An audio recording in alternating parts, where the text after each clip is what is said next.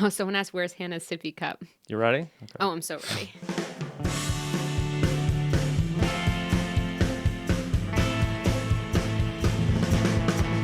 Coming to you live from my apartment, it's RHAP Has a Podcast, and now here's the guy who's not even an honorary brochacho. I am Rob Cesternino. Hello, everybody, and welcome back to RHAP Has a Podcast for episode number 8, feedback show, and we've got a great guest with us here in the studio, and I believe that by my count, making her 4th appearance here with me, all in the studio. Please welcome back the great Hannah Shapiro. Hannah, how are you? I'm great. I'm honored to be a 4-time guest. Yes, you are here, and you have turned your first appearance here on RHAP Has a Podcast into a second appearance, into a third appearance. Now here we are on video now for the first time. I know. Despite how nervous I get, I do have a lot of fun. Yes. That's why I keep coming back. I really enjoy having you here. You've done so great with your spots that you've done here with me so far, and you can only go downhill from here. Great. I can't wait to plummet and really have a downhill edit in my RHAP Has a Podcast. We're going to have a lot of fun. We're going to have a lot of fun. This is the first time we've never done the feedback show. Yeah. Because I think it's more pressure to be on the recap.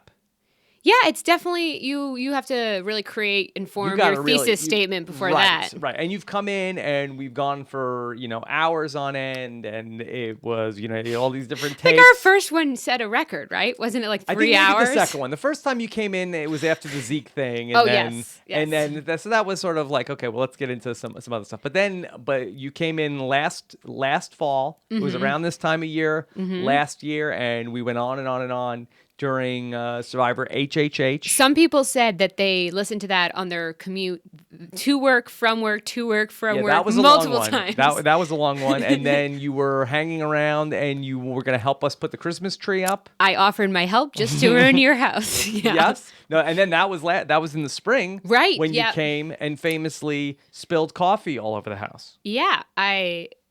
That was a real embarrassing moment in my life that I choose to bring up again and again and again. Yes, and my kids remember it and they talk about it. I'm glad I can set a good example of how not to be an adult. You've become a legend here, and now I'm so happy you're back to get into everything with the feedback. And I'm so excited. And you had a very interesting experience with this season where I got a little busy. Mm-hmm. Listen, if I had started it, I would have not been able to stop. But I kept putting off starting it so that I had to end up binging all the episodes the past 3 days. Yeah. Which, ironically, before I was on the show, as a fan, I used to always wait 3 or 4 episodes to start watching, and then I would binge them all because I got too nervous for the pre-merge players, and I would get too upset for them when they made mistakes. Because I always imagined if I went out there and was a pre-merge player because of a mistake, I'd be heartbroken, and I hated seeing that, so I would save it all and then binge watch it.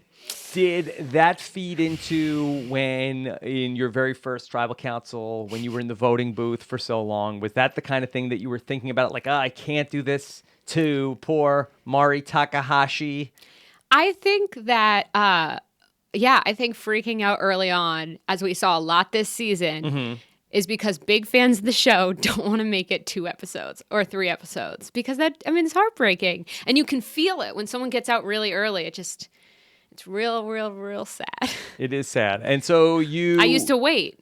So you waited? I had too much empathy watching and too much anxiety. And so now you have you caught up, right? Oh. You saw the show this week, right? So I watched 2/3 of the premiere. Then I watched episode 8. Then I went back. Then I binge watched it all. Then I rewatched episode 8 to be prepared. Okay. All right. So every minute of my day the past 3 days has been watching endless episodes of Survivor. I feel bad because you've been texting me and like, okay, don't worry, I'm gonna make it. I've got this. And I did. And I was never worried, but I felt like, boy, this is like I've given you an assignment. You know how like some things in life are really easy and then you can make them difficult? That's what I did. I was like, here's an easy thing where I just have to watch a show I love. And then instead I was like, what if I wait till 2 days before and stay up really late and get up really early watching episodes of Survivor? Okay. All right. I made it hard. It's on me. All right. And you have been enjoying this season. I think it's a fantastic season. I think a lot of it has to do with the cast. Yes. Yeah. It's a great cast of people. There's the kind of people that are so funny, so like weird and dynamic, and then it like can quick turn into being super vulnerable and super sweet. And even the quote unquote like villains or unlikable people in the season have redeeming qualities and are dynamic TV. And we're seeing a lot of people too. Yeah, I think it's a great season. Let me play you a voicemail here from Hanan. Okay, Hanan. Here is Hanan. I'm so excited. Best season ever. Don't at me. Okay, agree or disagree? The best season ever? Yes. It's hard to say before the season's over, but I'd definitely say best season in a very long time. Doesn't Josh Wigler keep saying best season? Yes, Josh Wigler has what? started the best season ever, don't at me. But Hanan's on board. He's got Hanan. Sorry, if Josh Wigler says it, then I'll agree with it. Yeah. And if Hanan says it too, then I'll jump on board. What I've been hearing is best season since Millennials versus Gen X. I hear that season was weird. You hear that season was weird? Yeah. Well, the girl kept having panic attacks for no reason. Do you feel that there are similarities between this season and MVGX? What I have felt from the audience reaction of the similarities is that there seems to be a lot of people to root for and a lot of potential winners, which I feel like our season had, where at a certain point in the merge, there were about 5 or 6 people my season that people were rooting for.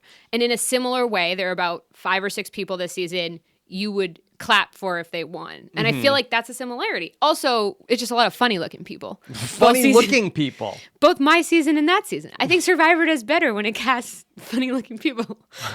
I say this as a funny-looking person. So, okay, I don't even know where to start with that. So, who was funny-looking from your season? I feel like I got there expecting like Instagram models, and we're all just like real nerdy and goofy, and I feel like people at home can look at us and be like, "Oh, that's I can relate to that." Versus, I think some seasons they're just too beautiful and no one can touch them. Do you feel like that there's been one thing where Survivor has sort of like, because I feel like they've tried to recreate Millennials versus Gen X for a couple of seasons since Millennials versus Gen X. That's cool. And this is the first time that maybe they succeeded in that.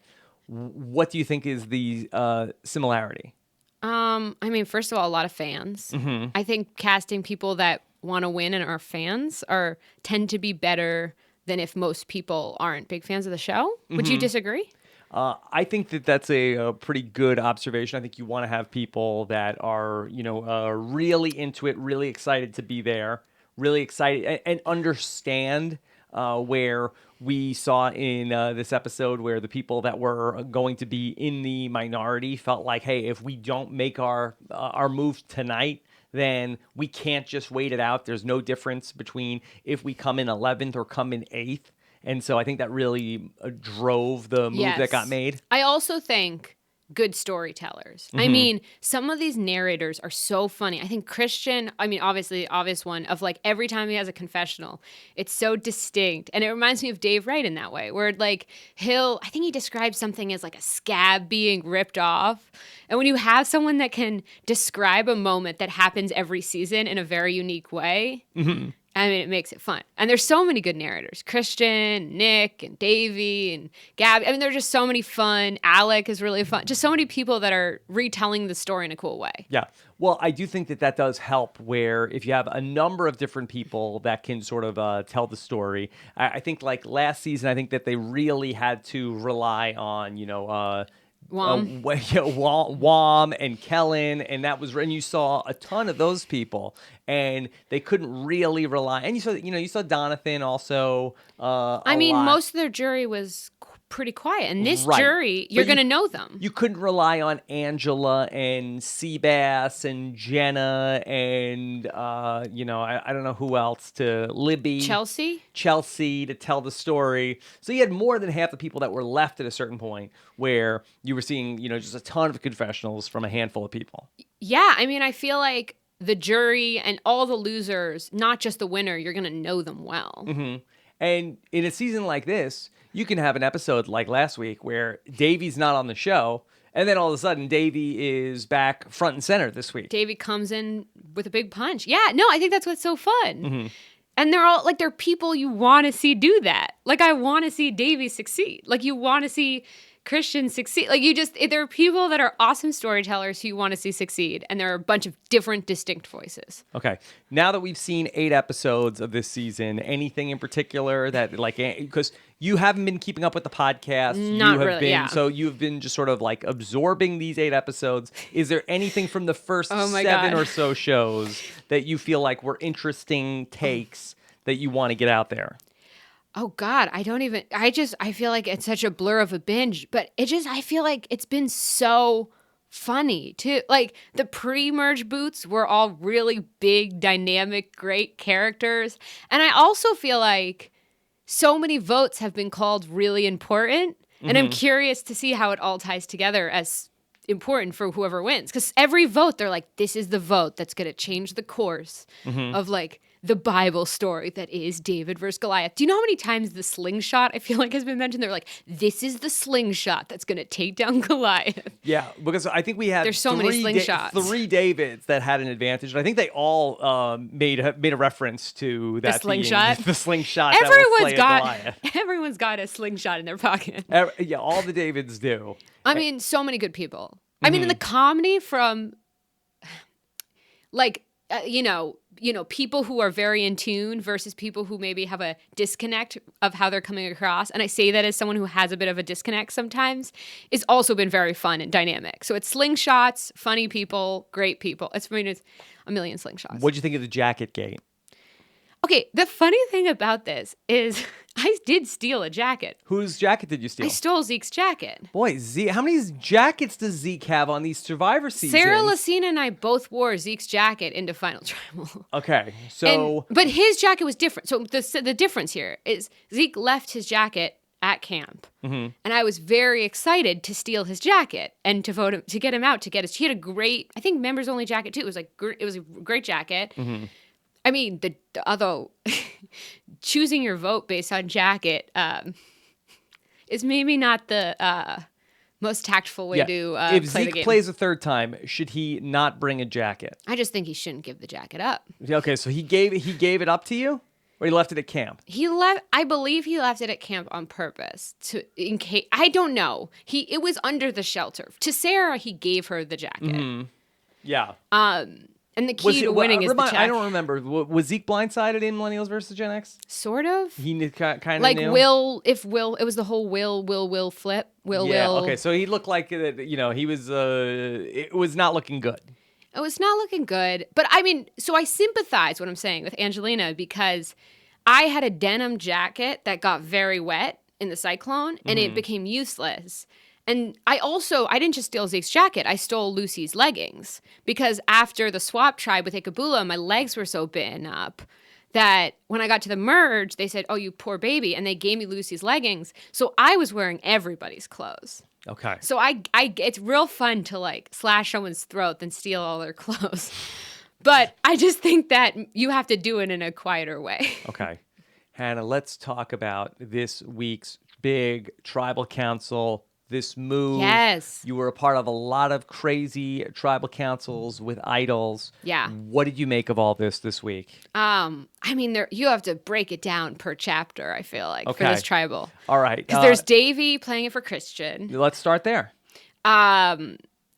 Having seen the secret scene now where Davey breaks down why he played it for Christian, it makes 100%. Yeah, let's play that because we watched this again and there's been some reference to this, but again, not everybody watches all of the It's really important to see secret this, scene. yeah. But this was Davey explaining what he was doing going into this vote and giving a little more insight into the plan. So, I'm gonna play this idol for Christian, and me, Nick, and Christian are gonna vote for John. Gabby and Carl are gonna vote for Angelina. Well, the fact of the matter is we can't do Dan. Dan has the necklace. We were kind of rooting for Angelina to win, but she just couldn't pull it in. And we can't vote for Dan.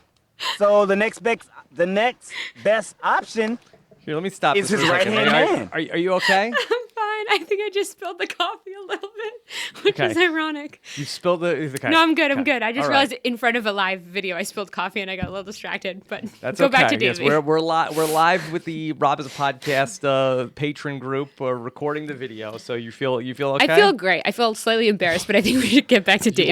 You want to restart? Let's do it. Okay, let's just restart that again. We can pay attention to what give Davey his rightful respect. His respect. Okay, here's Davey. Throw it to Davey. Take 2. So, I'm gonna play this idol for Christian. And me, Nick, and Christian are gonna vote for John. Gabby and Carl are gonna vote for Angelina. Well, the fact of the matter is we can't do Dan.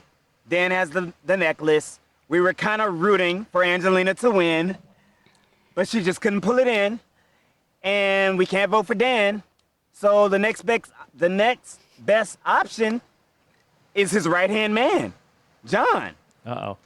And it's risky, it's risky because if Dan does indeed have an idol, Dan could get up and play his idol for John right after I play my idol for Christian. But then that would mean Angelina goes home anyway. So it's not the worst thing in the world, but at least Christian would be safe. Well, tonight is the big night because as of right now, there are 7 Goliaths in this game. This is the important and part. 5 Davids in this game. His other advantage. If another David goes home tonight, then tomorrow it's going to be 7 Goliaths in this game and 4 Davids in this game. We have an extra vote. Here an it extra is, vote yeah. is 5 to 6. They still have the majority. It's got to be tonight. I could have sat here in this game and held my idol up until it was just me and Carl left and 7 Goliaths. But that's just me being number 8 or 9. I'm not trying to be 8 or 9 in this game. I'm trying to be number 1 in this game. I'm trying to win that $1 million. Yeah. I love it. I think the steal a vote thing is the big thing, right? Which is that he wants it to be able to even the numbers. Mm-hmm. Yeah. Well, it's not going to even the numbers. It'll tip the scales. I mean, as someone who doesn't know about the 6, I think this was his best. At first, I was shocked, and I was like, "Don't do it. That's not smart." But then thinking about it, it makes so much sense. Mm-hmm. I feel like it's well thought out. Yeah. You can't get so little Davids left because then not only would it be harder to get to the end, but then all the Goliaths think if a David gets to the end, they automatically win because they were at 4. You become the impossible underdogs. You don't want to get to the end. To me, it makes sense. Did it make sense to you? What he did? Yeah. Yeah, absolutely. I mean, I think that when we take a look at what the chessboard looked like. Yes. I mean, there was no other move. No. I think that if we, came on and then, Christian ended up going home, I think we're all coming on these podcasts and blogs and, killing Davey. Davey, what are you thinking? I mean, this was the chance to sort of reverse course and stop the bleeding early enough where they still have a chance. I mean, I think because of the 6, it may not necessarily have completely bled out all the Davids, but knowing with the information that he knew, I feel like this was the best choice he could have made. Mm-hmm. But there was no 6 anymore at this point.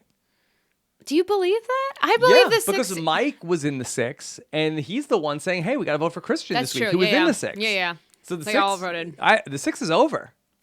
I don't feel like it's completely dead. I mean, there still might be relationships, like Mike and Nick still have a relationship, or we saw Nick with Alec this week. But in terms of Gabby and Allison might still work together, but there still could be trust clusters. No, I think it's great. I think it was a big move. I think it was a move to try to win versus to try to like he said, hang on. Whittle it down to 2 Davids, maybe play it, get one place farther, and then have no other options. Yeah. Plus, he's now hopefully created a pretty loyal ally in Christian, who's just got saved. I mean, I remember, was it Jeremy that said when he played it for Fishback? It's also about, cementing an ally. Mm-hmm. I mean, when Adam played his idol for me, I mean, there's a feeling there of I owe this person something. And you felt like that you were indebted to him? I didn't feel like I wasn't allowed to do something against him, but I did feel there was an emotional connection there that wasn't there before. Yeah. Yeah. I want to play one other clip from Davey from his secret scene. So Davey, has this great secret scene. He's talking about everything, but he's talking about how this is all part of his dreams come through. His dreams. His dreams come Let's true. hear about Davey's dreams. Yeah, and so Davey talked about one of his other dreams that's also coming true. Me being out here, I already feel like I'm a part of an apocalypse, which is my other dream. Davey really wants to be a part of an apocalypse. That's so weird. I love it. Apocalypse. It's a dream come true. For him, he just really wants that. Okay, now Davey, he loves The Walking Dead. Rick Grimes is his hero. That being said, apocalypse is his dream. That's a real morbid dream. I mean, I think he'd do great in an apocalypse. I'm not doubting Davey's ability to deal with zombies. This was like a Rick Grimes move that he did of hey, I'm gonna potentially sacrifice myself and to save the group. I'll be honest, I've never seen The Walking Dead. You're not missing a ton. But the apocalypse is my dream. Me being out here, I already feel like I'm a part of an apocalypse, which is my other dream. So he likes Survivor because it feels like an apocalypse. Yeah, I think that was the appeal. So that's so funny that he's like, I want to be in a situation where I feel like I could die. There are zombies on every turn. That's very funny. It's like an apocalypse. Okay. So we agree on this crazy tribal council that Davey moved 2 thumbs up. Yes. That's one part of it. Yes. Then the other part is obviously the Goliath idol play. Okay. For Dan to give it to give his idol to Angelina, you feel like that was a mistake? Well, I mean, just in a very objective, basic way. Mm-hmm. I mean, if no idols had been played, the same result happens because it was 3 votes for John, 2 votes for Angelina. Right. So in a situation, and I think this is interesting to talk through. Okay, so you are in an alliance of 7, and you are up against an alliance of 5. Do you let a potential ally go out of the game if you have 2 idols? Now, this is not it's somebody that you're not super close with. Well, I feel obviously Dan thought that all the Davids had voted for Angelina. They were gonna nullify all the votes and then re-vote, and the Goliaths would have voted out a David and separated. I assume that's what he thought, right? I mean, I'm giving Dan a lot of credit, but I assume he thought that they would get a re-vote and they would get to vote out a David, right? Yes. So that's the gamble. That would be the gamble, right? But I mean, he lost his, closest right-hand man, as they said, in trade for someone they wanted. I mean, multiple people said they wanted Angelina out. Right. Alex said it. Right. He said it. But they still had the numbers. So what do you think was going through Dan's head during that moment? Do you think that was just, hey, I got to protect my ally? Do you think that was that he was guilted by Angelina in that moment? I think he felt pressure. You don't have that much time before the votes are read. And I think she was like, gimme. And he was like, ah. I think it was a moment.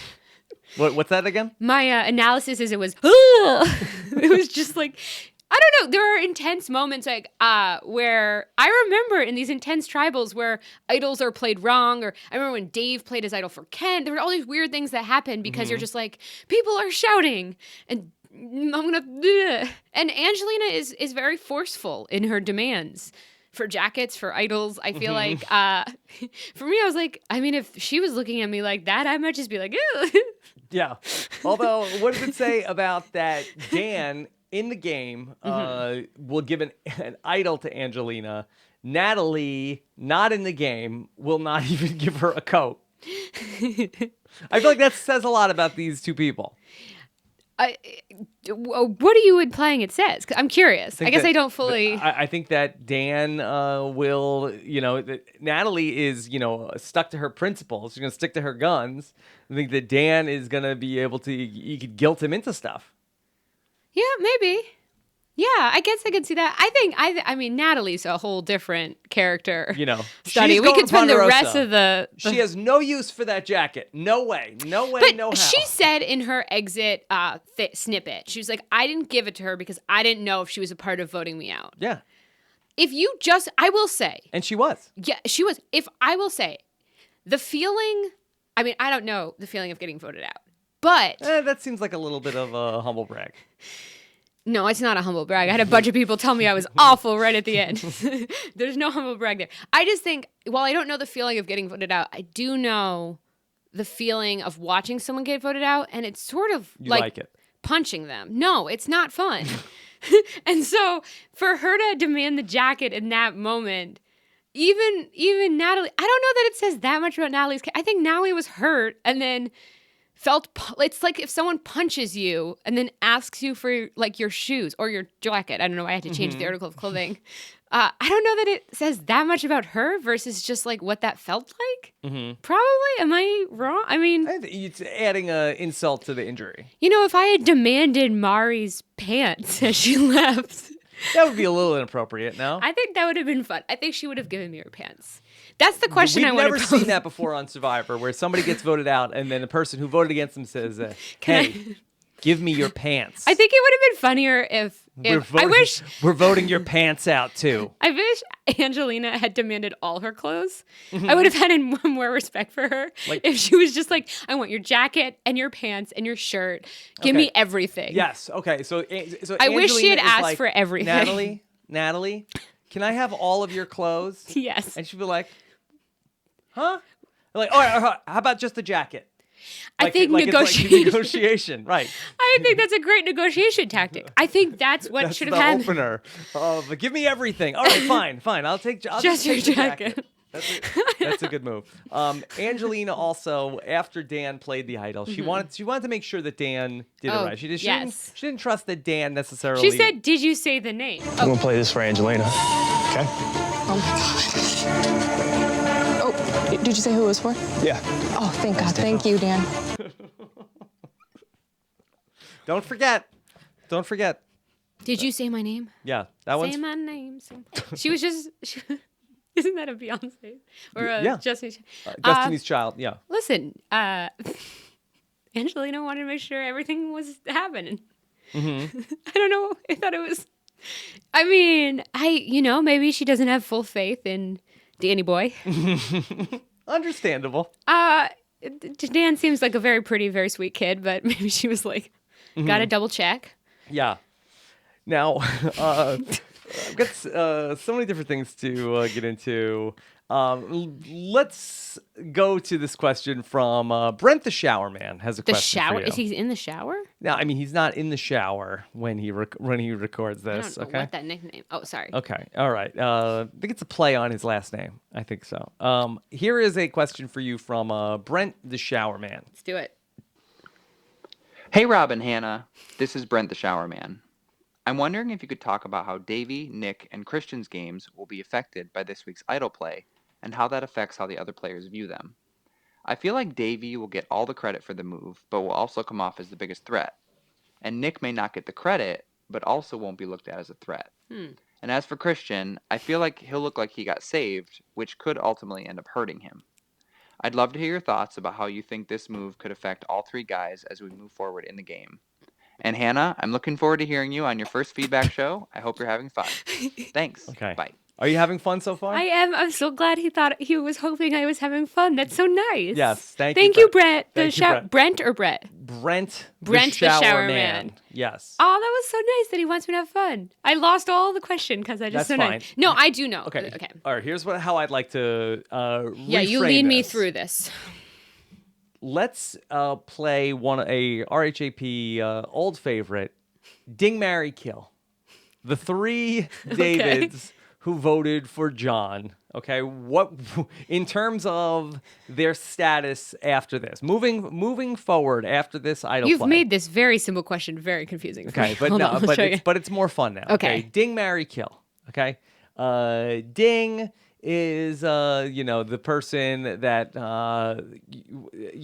that in the short term this would be the most excitement. Yeah. Marry the person that is going to have the most long-term benefit, and kill the person that it's done the most damage to of those three guys. Ooh.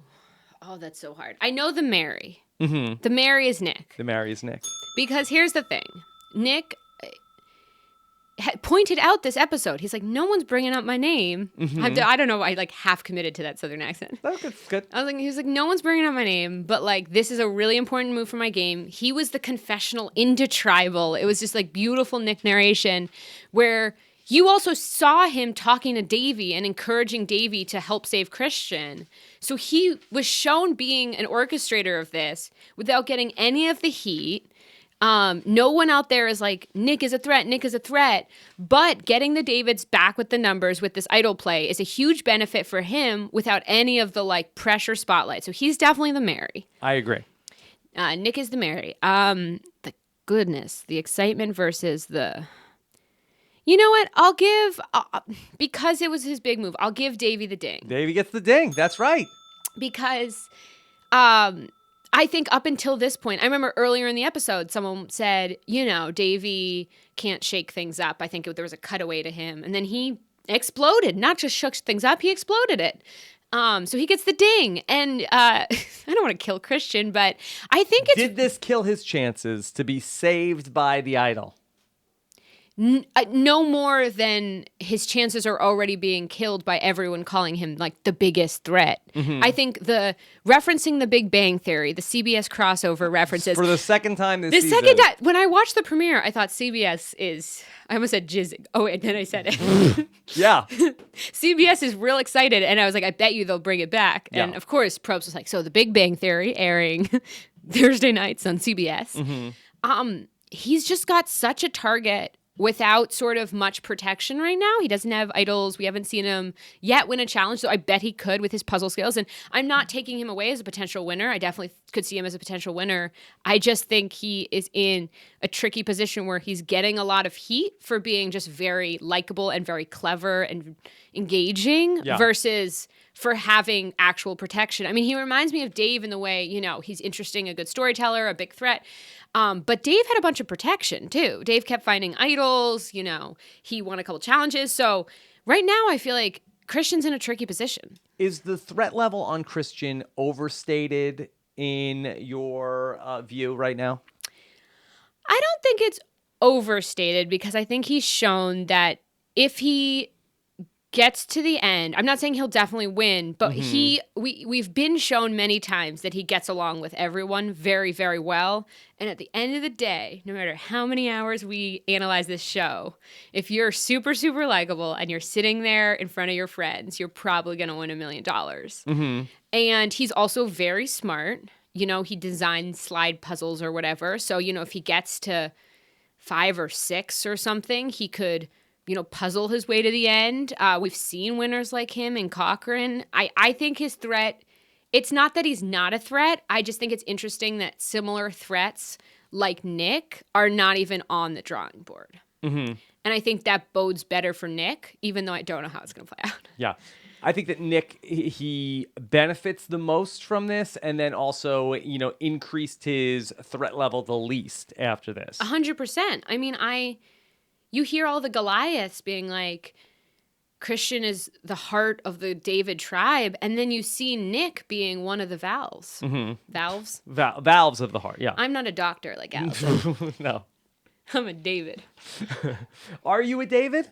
You're a David? Of course. I had a panic attack on the side of a challenge. I'm the definition of a David. Okay, so let's talk about one of the other Davids in Gabby. And this was somebody who I remember when the cast first got announced. Yeah. And I forget what Gabby said in the intro. And I do. Yeah, well, okay, remember what she said. I think she said she's going to try not to have a panic attack. Right? That was the thing in the promo. Something like that. And you felt like that was very derivative from your experience. I felt like it was definitely. I'm not saying she chose to say that, She's not going out there and saying, "Hey, I'm going to copy Hannah," but somebody in casting, some Survivor god is like, "Okay, this is our new Hannah." We don't have to refer to her as a new. Okay. Full disclosure, I reached out to her before the season started, and I wished her luck because everyone was comparing us, and she's very sweet. And I really like her. She's been nothing but nice and lovely. Wait, was there even a question? Did we get to a question? No, I wanted to ask you how you think she's doing. I think she's doing great. I think she's one of the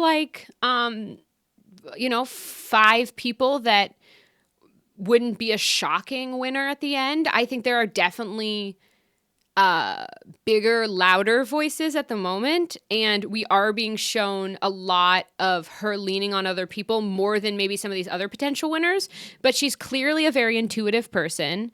She's clearly made connections with different people, and she has swayed votes, and she seems really smart and kind and intuitive, and I think that's a good quality. A lot has been made about Gabby. She's very emotional. She cries all the time. This was something, a brush that you were painted with at times. Do you feel like that you're seeing anything that she's doing that you feel like this is bad in terms of the game? Okay, I want to start before I answer that question by saying this. And it's something, I mean, that all of us Survivor players talk about with each other, but you have to remember that you're seeing like 5% of what's going on out there. If that. I mean, think about how much you go through in 3 days, and then imagine if someone cut out 30 seconds, if you're lucky, of those 3 days and showed that. So when you see someone like me being anxious or someone like her, leaning on Christian and crying, you have to remember there are so many different facets of there's so many different facets of her personality. I'm sure she's very funny and chatty and all those other things. It goes without saying. Yes, but I would like to say it still. I think, it's funny. A couple of her experiences I directly had. Like, I'm like, don't call her new Hannah. And then I watched, like, the first couple episodes where she created her own paranoia and thought she was going home. I had that. And then I think the other thing that's a really tricky line, which was a big mistake that I did, which is that when you change votes or lead votes by leading with your vulnerabilities, people feel very personally attacked when you then turn on them. Yes. If you lean on them, we saw this with Dawn and Cochran. If you lean on them by being vulnerable, even if it's not intentional, and then you slight them, it feels a lot less professional and gamey than when someone who doesn't do that does the same thing. And I think that we saw it with B. We saw with B. Yes. It was saying that while a couple of them turned on each other, or turned on her, she felt like personally attacked by Gabby. I think when Allison said, my heart wants to go with Gabby, she's just like bringing my heart into it. It's a great skill to have, to stand in front of someone and make them want to give you their heart. But the problem is if you eventually have to play the game like people do, they might feel more hurt than if, Christian does it and then shouts brochachos as the guy leaves. Yeah. Tell me, this is what I want to know, Hannah. Yeah.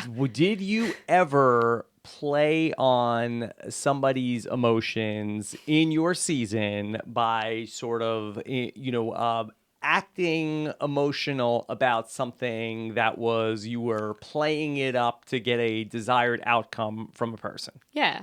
Okay. And did you find that to be an effective tool for you? I think it was effective until I lost the element of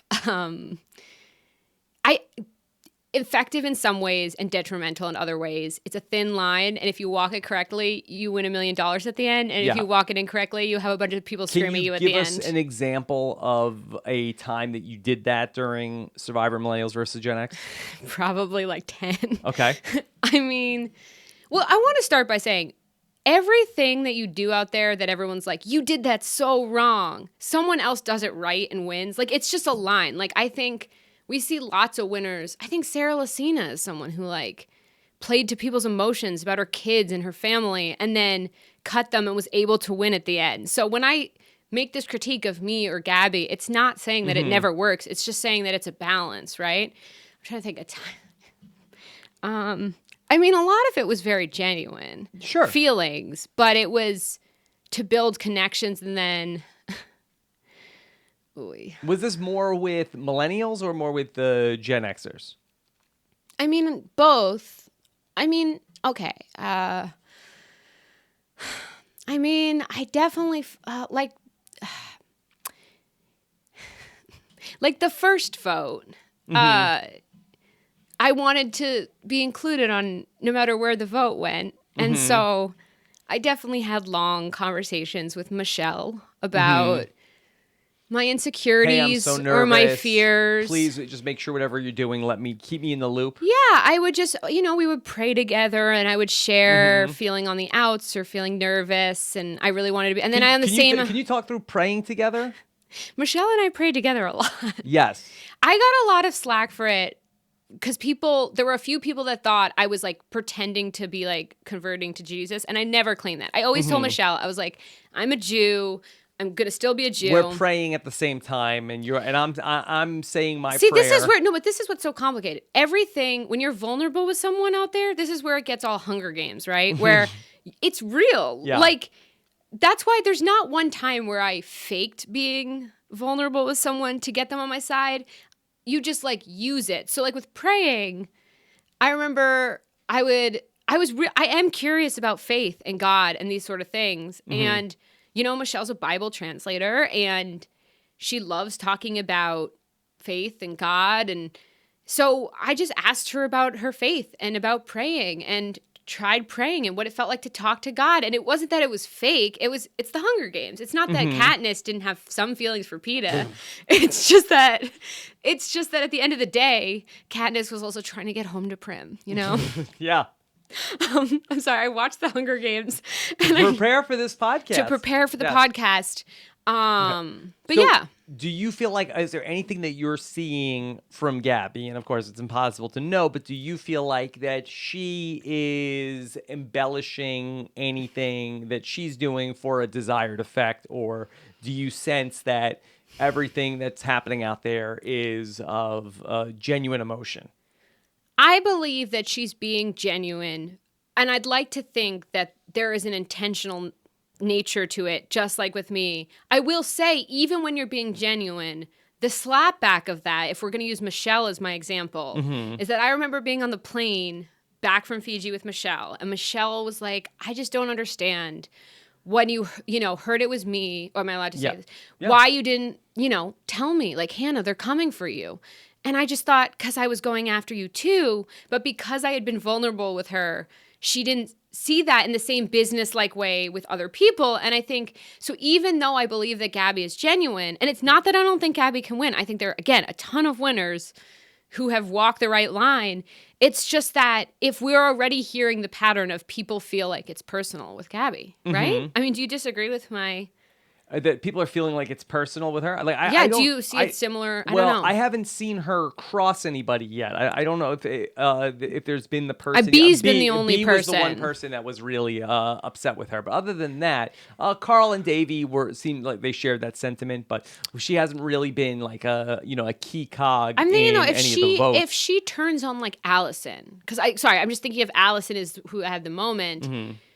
If someone has your heart, I mean. I had people telling me I like broke their heart out there and stuff like that. Like, it's just hard to get to the end and feel like it was a game when you're feeling like you're caring and loving on that person. Do you feel like that there is a way at the final tribal council to articulate what you're doing out there? Yeah, of course. I think Gabby's very smart. And I think Gabby... Because it could also be that, Gabby's also not me. There is no way. Yeah. Gabby, just to be clear, like, when I talk about these mistakes that, like, I made, I'm not putting that all on Gabby. Just in the context of the question about being vulnerable, I think there's absolutely a way. I think Gabby's very smart and very funny and, has done things in the... Like, I remember the episode where she... they didn't end up going to tribal, but she pulled Allison aside because she didn't want to be on the bottom because there was the Mucha. Like, that's a person who's actively seeking out all opportunities. And I mean, listen, maybe it's because we're similar, but I like Gabby. Yeah. No, look, and we have you here, and that these comparisons have been made. Even you yourself have noticed some similarities. So we don't have her here. So you're and I hope I do it all justice. I heard through the rumor mill that some of these casts like to listen to podcasts on their own season, which I don't recommend. But if you're listening, you didn't listen to any podcasts. No. You still don't even listen to them. I listen to them sometimes. No, that's fine. That's fine. I just they feel don't. I've heard they don't listen. When to, you're to on this. the season, you have to understand that everyone who's talking about you is talking Yeah. about the 5 seconds they're seeing of a televised version of you. So if you're listening from the season, you're probably all the best people I'd ever meet. But Yeah. Oh, look, I think everybody understands. yeah. Okay. And look, and we need your insight. That's how. Otherwise, I would just be trying to figure this out myself. Exactly. Yeah. All right. Let's take another question. Let's talk a little bit about Dan. Let me read you an email here from one of our listeners. And this is an email from Drew. Okay. Do you think that Dan playing the idol on Angelina, as well as the mutual feeling of being untrusted or on the bottom, could create an unlikely but strong alliance between Dan and Angelina? P.S. Hannah is the best. Aww. Do you think, is it I keep getting possible- distracted by the tag when people are nice. Yeah, He's okay. like, I hope you're Okay, so should people Okay. say something mean at the end to really get to you focus on the question. zoned in? No, like, I well, like let it. me tell this guy a thing or two. Do I think I mean I don't know. I think these people Could have just pushed them together now.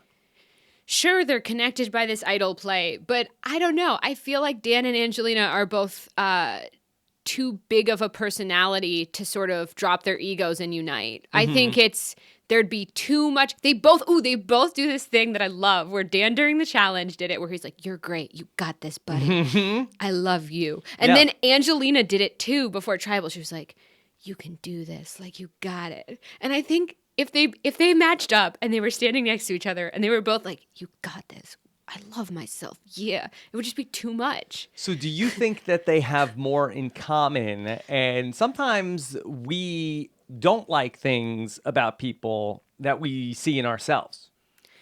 Is that the reason for the mistrust between them, that they see too much of themselves in the other person?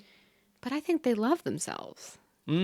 Yeah, but sometimes this is a thing about human nature, that we see something that Yeah, I don't like okay. that. They're actually telling you something about themselves by telling you who they don't like. Very, very potentially. Yeah, very, very much. Let's think. I'm trying to think. Yeah, I mean, I guess. I just think it's more a case of, I feel like they would just, I can't imagine them pairing up. I would love to see it. For television purposes, It would be good. it would be good. It would be like two very similar people. Yes. Sort of like first pumping themselves up, then they'd be like, "I'm a strategic mastermind. I am too." And it would be a lot of like talking at each other. I think it'd be a great comedic duo. Like I would see them do a comedy show together Or happily. The Amazing Race. Yes, I've never seen The Amazing Race, but I'm excited to But see you heard of it. I'm excited to see this season coming up. I don't know Okay. why. I just have a feeling. You have a It's feeling. gonna be great. You have a feeling. Okay. All right.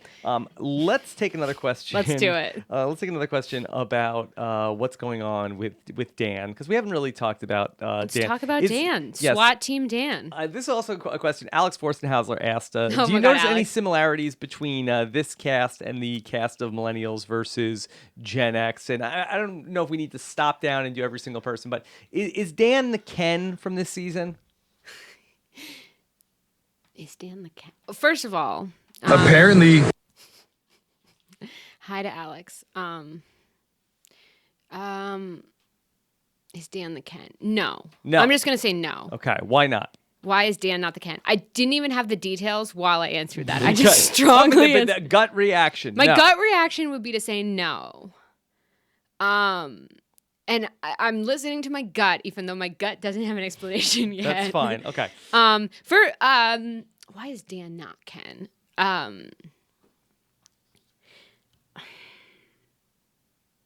All right, we'll come back to that. Sorry, We'll come back I'd to really that. have to like All right, break that down okay. for myself. Here's a question from Killian And- from DC. Yeah. Killian is not impressed with Dan's game so far here at the Merge. Hey, Rob and Hannah, my question is about Dan. Is he playing the worst post-merge game in the history of Survivor? I mean, look at it. First, he told Kara, an unreliable actor, that he has 2 idols. And then he has demonstrated that he is the biggest challenge threat in the game. And then in last night's episode, he wasted an idol on someone that he doesn't even want in the game. I don't know. It looks pretty bad. What do you guys think? Such a sassy question. That was I a don't pretty- know. It looks pretty bad. I will say this. I love that. I love the tone of the question. I will say this. Yes, say it. I don't think that Dan is playing the worst post-merge game in the history of Survivor. I will agree with that. Yes. I think the best part of him telling Kara about Too hot a take. the best part of him telling Kara about his second idol was this. It wasn't that in his confessional he was like, I want to build trust with my closest ally. He was like, I was just so excited to see her and I told her. It felt like a little boy who was like, I saw my girlfriend again. So I was like, here are some flowers in my idol. Yeah, he was so excited. Yeah. I mean, and he used to be. I mean, he has a great story. He seems like a sweet guy. So we're not talking about him, the person. But I mean, he's definitely shouldn't have told the I just lost all my he definitely shouldn't have told Kara about the second idol. Yeah. Well, he was very excited. Do you think that, because this is my question, I think my biggest hope for the idol nullifier, the condom for the idol, is that condom for the idol? The idol doesn't work. Is that my biggest hope? Is that the right metaphor? I don't know. Okay. It's an idol condom. An idol condom. So what does that make the idol? I don't even think I want to know. Okay. The I idol. realize Okay, that, okay, no. yeah, You yeah. know what? Take that away. Yeah, thank you. Just stop that. The idol nullifier. My biggest hope for it is that, I mean, isn't your biggest hope that Dan does this big thing and then it's nullified? Like, isn't he the best? Don't you want to see him be the one nullified? It would be good. Are we being set up for Are we that? being set up for it? Yeah. I don't know if Carl has an itchy trigger finger with the idol nullifier. The idol prophylactic. Okay, I don't think Ken and Dan are the same, and I think I can add some more Okay, context good. to this. I feel like Dan easily made a bunch of friends and is just playing a very sporadic game. Would you agree in some ways? I think he has buddies. Like he's like very like buddy with the bro dudes. Yes. I think Ken to almost the opposite extent. He did not want to be a bro. Not only he he did was not- a loner. He was a loner. He wore his cowboy boots and slept on the beach alone. Mm-hmm. I feel like while he liked to feel like every vote was his, he was willing to listen to like David Wright, for instance, or me. I feel like they're very different. Yes. Okay, that's good. There we go, That's Alex. good. It was a roundabout way to get there, but I got there. Yeah, and roundabout is fair trade. So good. It's fair trade, yeah. Good job. All right. Let me give you a question about Dan as well. This is a question about Dan and Kara, since we're here. Here's a they're so question- pretty. Here's a question from Adam. Hey, Rob and Hannah. This is Adam from Minneapolis. Oh, hi. So whatever happened to the Dan and Kara showmance? Seems like she's successfully relegated him to the friend zone now, which I never would have thought was possible after the first couple episodes. Hoping Hannah can shed some light on this, given her experience with letting down the dreamy model type on television. Thanks. Yeah. These questions are so great. Yeah. So just like you once upon a time let down a dreamy model type on television. Yeah, the classic that happened, story. right? Yeah, let's rewrite history in this. Apparently. Yes. Okay. Did Kara put Dan in the friend zone now? She's definitely gotten some heat for still being buddy coupley with them. But if they had kissed, we would have seen it. So maybe he. They definitely have not kissed on the show. Right, which means, and I feel like if they haven't kissed, it's because Kara has said no. Okay. So I'm going to say yes to the friend zone. Yes to the friend zone. Kara, the very level-headed, great Goliath girl. Do you think a breakup is imminent? I don't think it'd be. I don't think it. I mean, if strategically Dan didn't make sense for Kara would dump him hard. Mm-hmm. But I feel like right now there's no real reason to throw Dan out. Okay. Dan, when he first got back to be with Kara, he had to tell her about the idol. He said that that she's like my comfort blanket. What a way to see a lady. What a way. Yes, what a way. But speaking of comfort blankets, Hannah, let me take a moment and thank our sponsor for this episode of the podcast. It is Kara K. No, the calming comfort weighted blanket. Oh, tell me about that. Yes. Okay, Hannah, because I was thinking of you, that this would be something that might be perfect for you, because if there are days, Hannah, when anxiety and stress are keeping you awake, no matter what you do, try the Calming Comfort Weighted Blanket by Sharper Image, a luxurious weighted blanket that helps you relax so you can fall asleep naturally. There's no more need for sleepless nights. I feel like as I read the comments from this podcast, I'll get in this blanket, and that's how I'll deal. When you read the comments, Yeah. get the Calming Comfort Blanket designed with high density comfort fill to provide exactly the right amount of weight to help relax your body, and it mimics the soothing feeling of being Kara. hugged. For stress relief and a restful night's sleep. It's going to reduce your stress and reduce anxiety. And when you're reading all the comments, The feedback from the feedback show. when you read the feedback, then it will even it out and protect you. I love it. I can't wait. Bring it on. Comments, I got my blanket. It's gonna Try me. You'll be having a refreshed feeling when you wake up, a sense of calmness, maximized relaxation as it promotes more restful sleep. The Calming Comfort Weighted Blanket with a So, let me just Say it again. Go for it. Get this straight. Let me get this straight.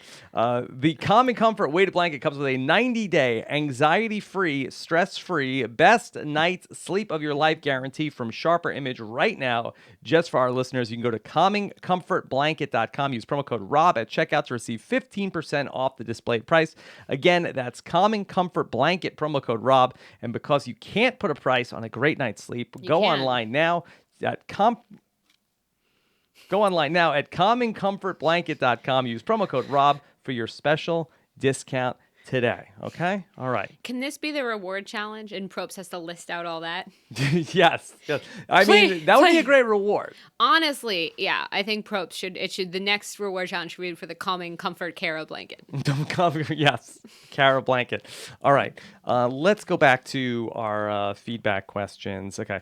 And let's talk about something else from this past episode. Let's do it. What is it? Okay.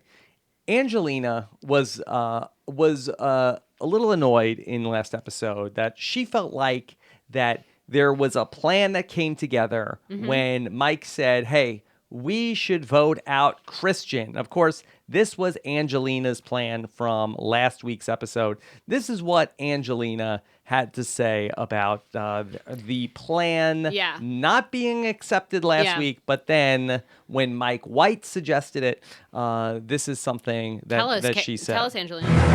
This was my plan. This was my idea. I was trying to lead the charge on Christian last vote, and now I am having flashbacks to all those times either me or another woman had thrown out an idea, and a few minutes later, a man throws out the same idea, and everyone's like, that's a great idea. Let's do that. And you're like, I just said that a few minutes ago. Okay. So, Hannah, I had gotten a request from one of our female listeners to ask you about this on the podcast. I thought, I don't know. I don't know if it's the best idea. I got a tweet from one of the guys that listens to the podcast that asked me to talk to you about it. So I thought that maybe we should go with it.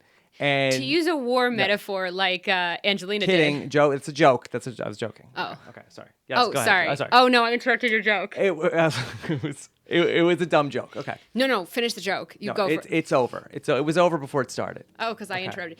To use an Angelina war metaphor, I feel like answering this question, there's landmines. Landmines abound. That's why I waited for you to get here. So I would say that I can successfully answer this question if I step on fewer than 4 or 5. Okay. I feel like I'm definitely gonna piss somebody off in this question, but I'm gonna try to answer it, and I'm gonna be honest. Yes. And non-apologetic. Okay. First of all, I think Angelina's great TV. And undoubtedly. I would love to see her in some sort of other season. I think she could be classified this season more as a villain. And I think any sort of hero's villain season, I think she's really dynamic. I think bullying someone into playing an idol for you is pretty badass. Very badass.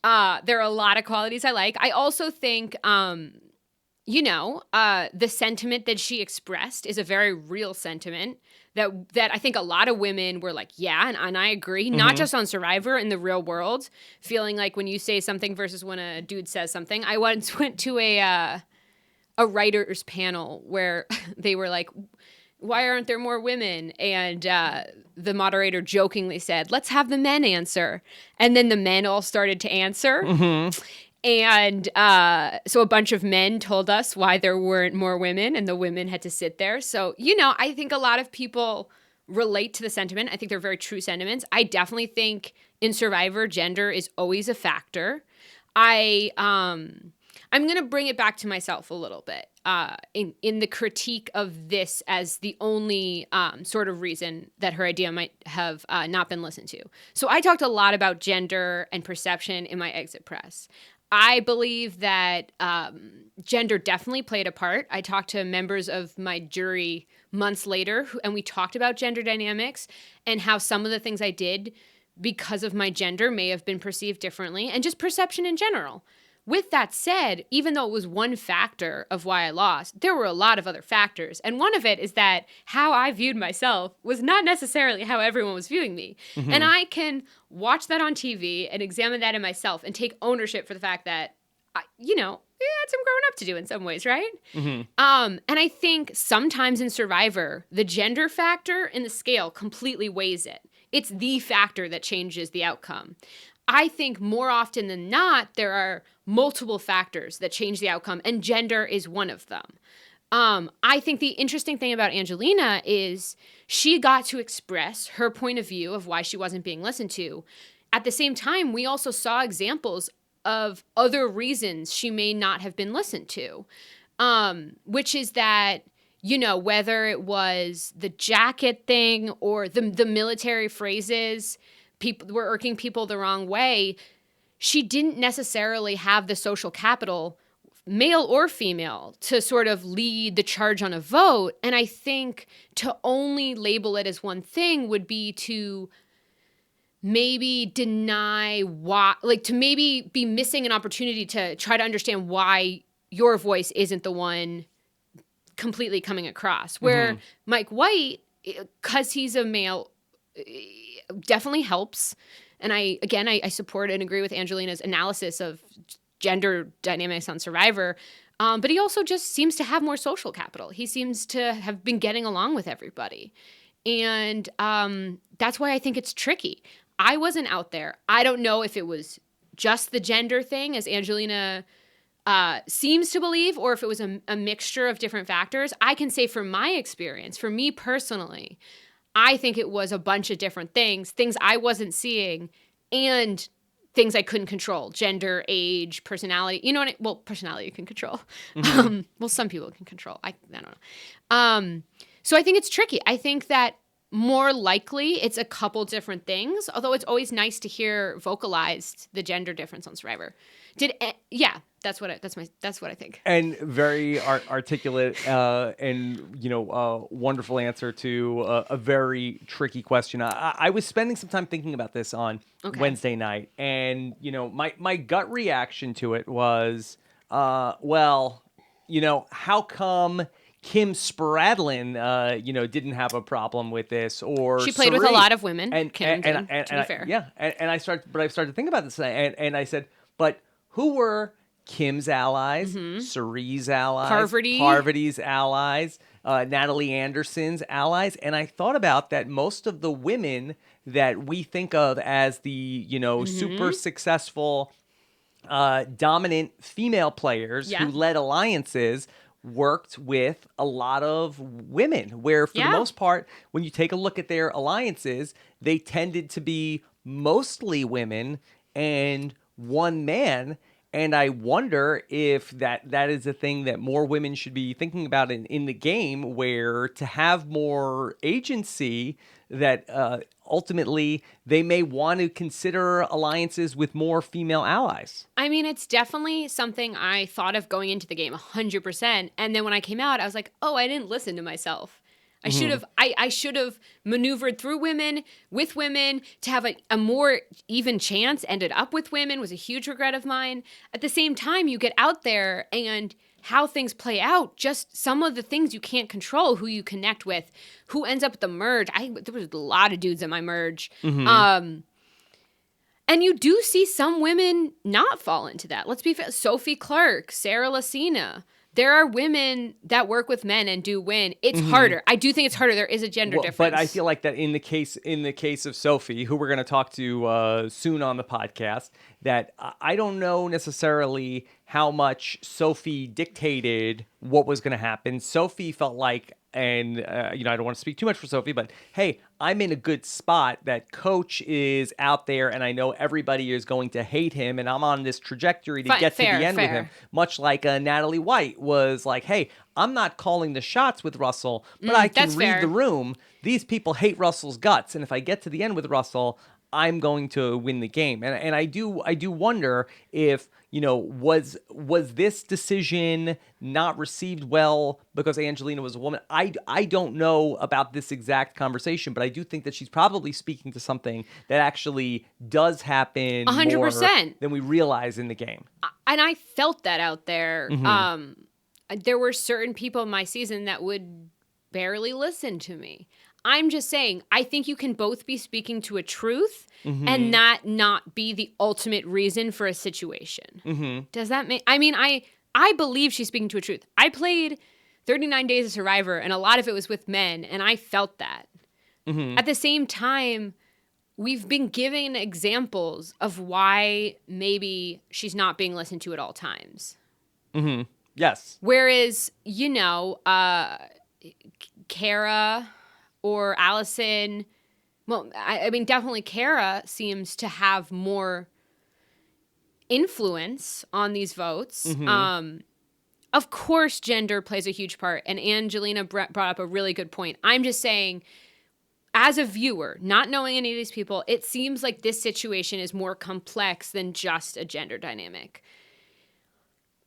Do you think that the actionable thing to take away from this, if as a woman on a future season of Survivor, if it's a toss-up, if it's a coin flip between vote out this woman or vote out this guy, two people that are not in your alliance, women. Women should go with women. You should keep the women in the game because there is a better chance that there is something that could work down the road. Such an oversimplification, but from my experience, yeah, I think you should. Yeah, if it's fit, I'm saying that it just in looking. If that's it, if it's completely even and you just can't figure it out, I do feel like the initial idea that I had going in about thinking about these female players and how they maneuvered, which I kind of lost track of in the complete sleep deprivation and food deprivation and game that is Survivor.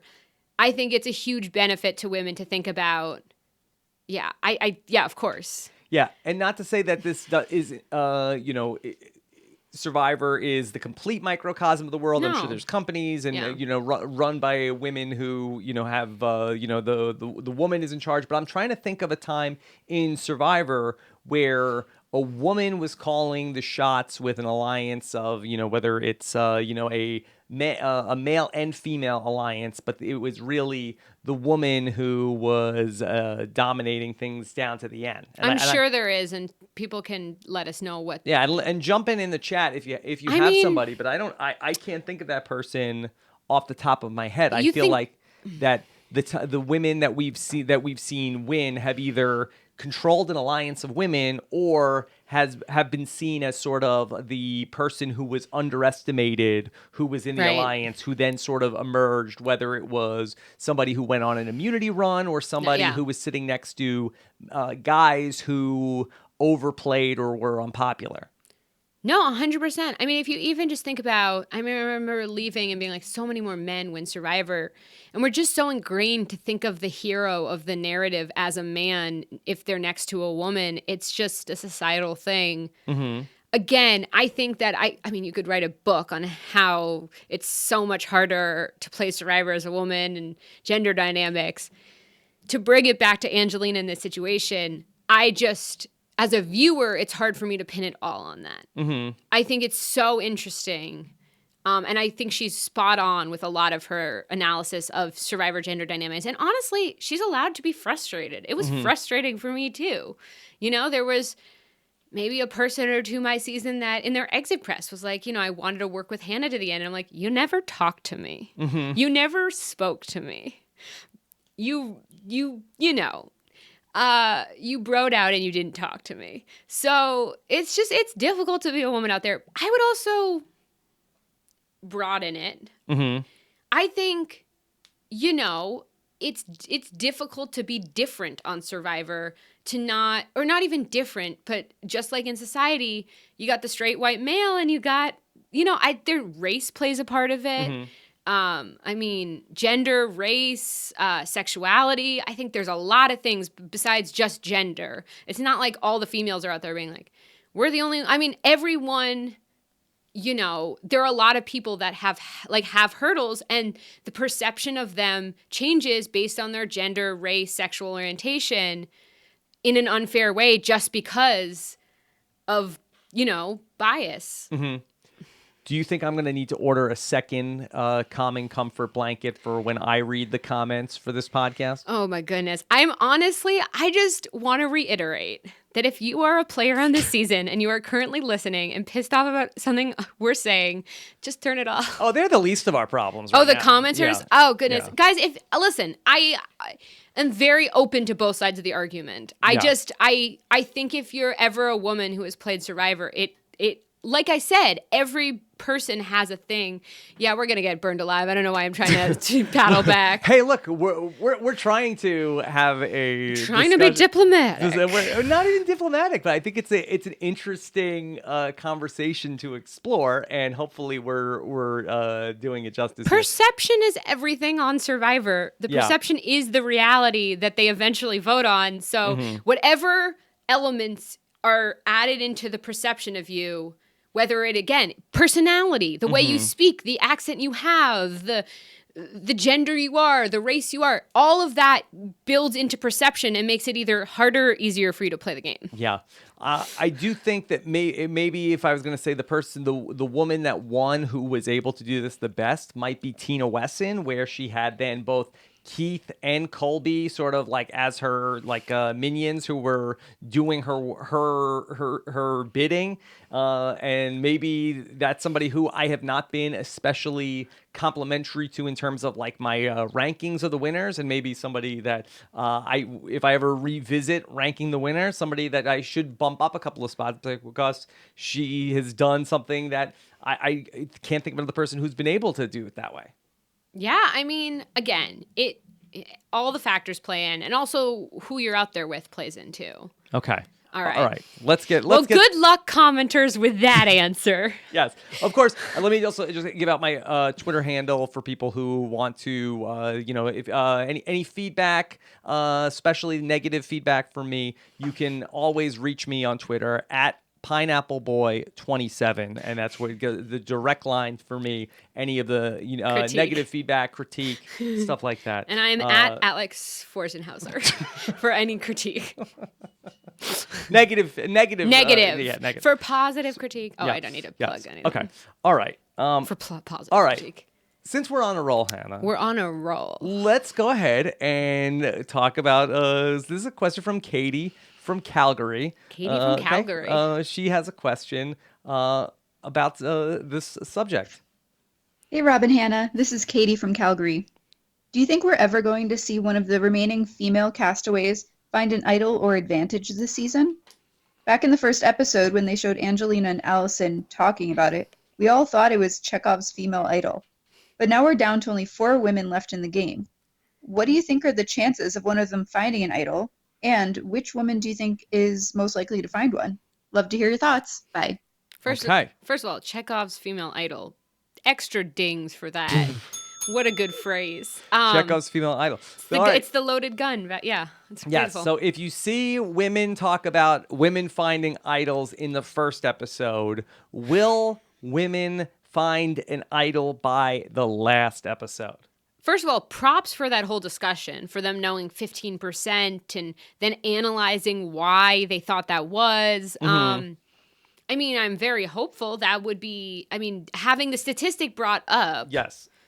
I would hope that we get to see that. Let me ask you. Yeah. Let me ask you this question before we get into this Hit me. season. Yeah. Did you feel like that your ability to find an idol, that the gender roles played a part in the people that found idols in Millennials versus Gen X? Because I don't believe anyone that David found them. No, we didn't have. We had Dave finding the idols. Jay. Adam found the one at the end. And in the beginning, I don't think gender was the reason our people found the idol. We were all out there searching, running around. We were all sort of getting wood and doing those tasks as they talked about. Why are you smiling? No reason. Oh, I don't think, but I did find it interesting, their analysis of why females haven't found idols. To answer their question of who could find an idol, well, let's think about the females left, right? Okay. We got Angelina, Gabby, Yeah. Allison, Yeah. Kara. Mm-hmm. Am I forgetting people? Who am I forgetting? Kara, Angelina, Allison.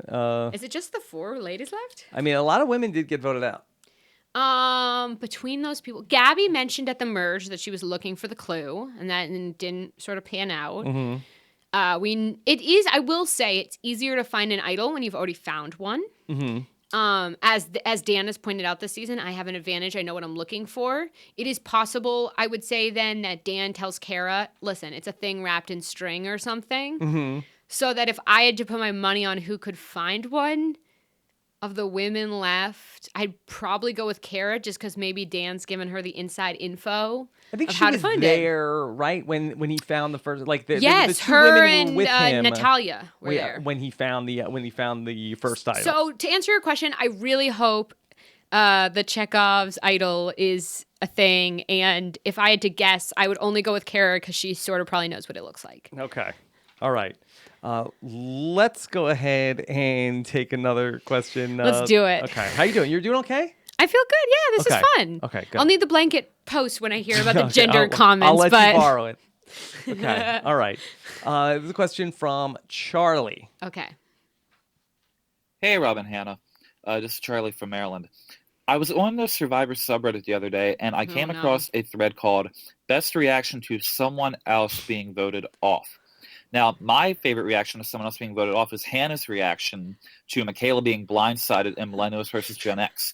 But we also had a great reaction this week where Christian asked John on the way out if he could still be the comptroller of Slamtown. Yeah. So I want to know, where do you think Christian's reaction ranks on the list of all-time greats? And what are some of your personal favorite reactions? Thanks. Okay. I haven't been on the Survivor subreddit in years. Okay. Because I would need 5 blankets.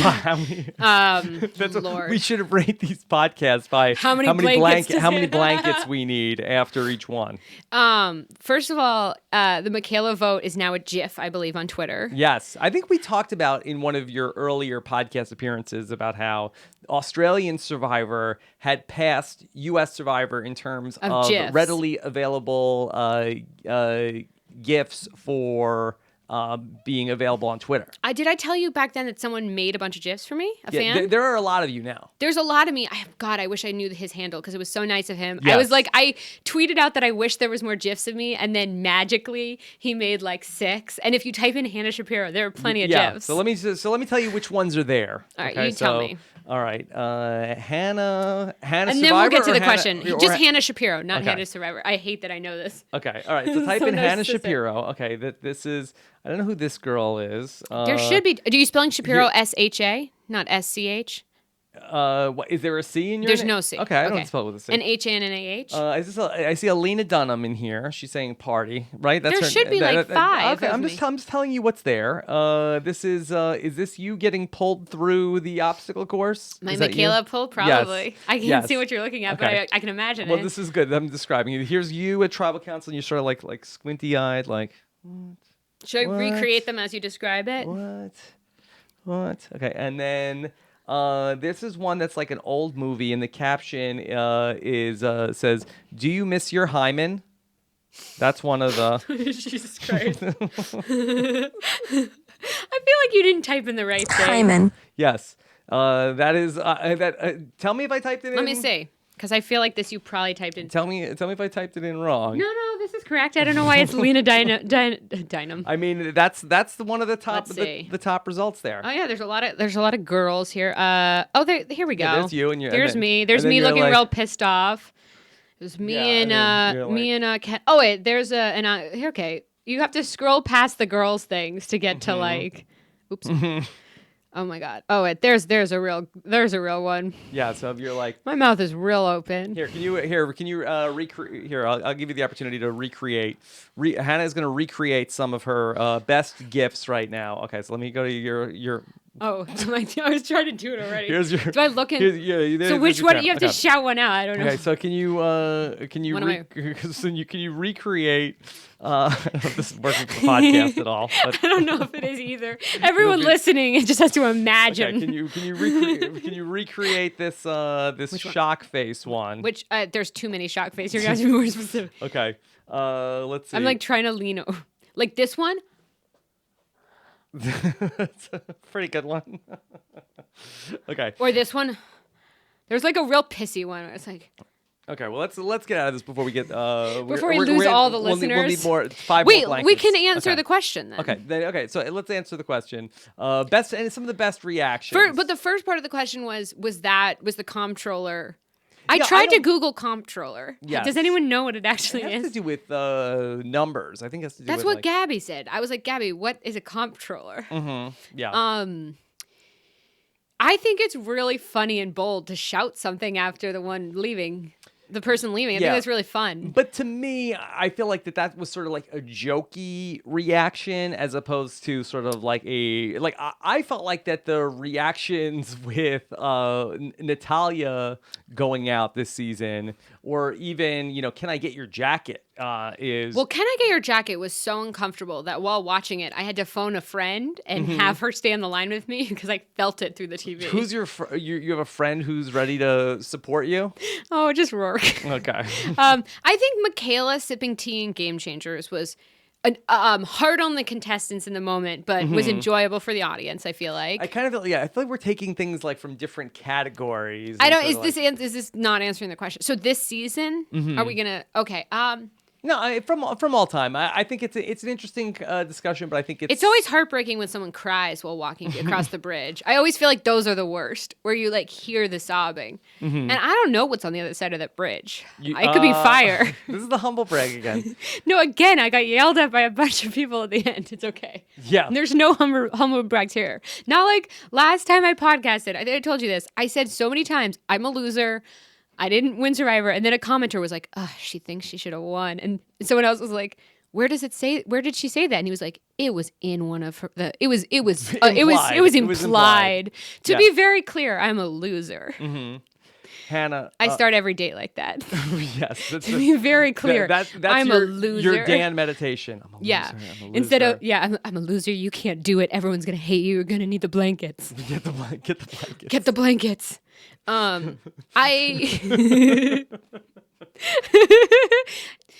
just think everyone's super expressive this season. So the blind sides are great. Yeah. The tree from this episode. Did you recognize that tree? Tree? Yes, the tree where the advantage was. Is that a landmark that you recognized from your time in Fiji? I don't. It was years ago. I was very young. I don't remember.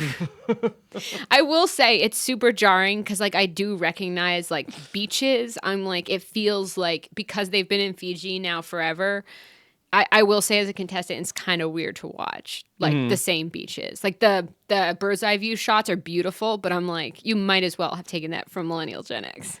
The same shots. They didn't, but you might as well have. Yeah, I mean, you could reuse them, save money, right? Yeah. Okay. Here's a question for you. This is from another one of our listeners. This is a question from Jessica.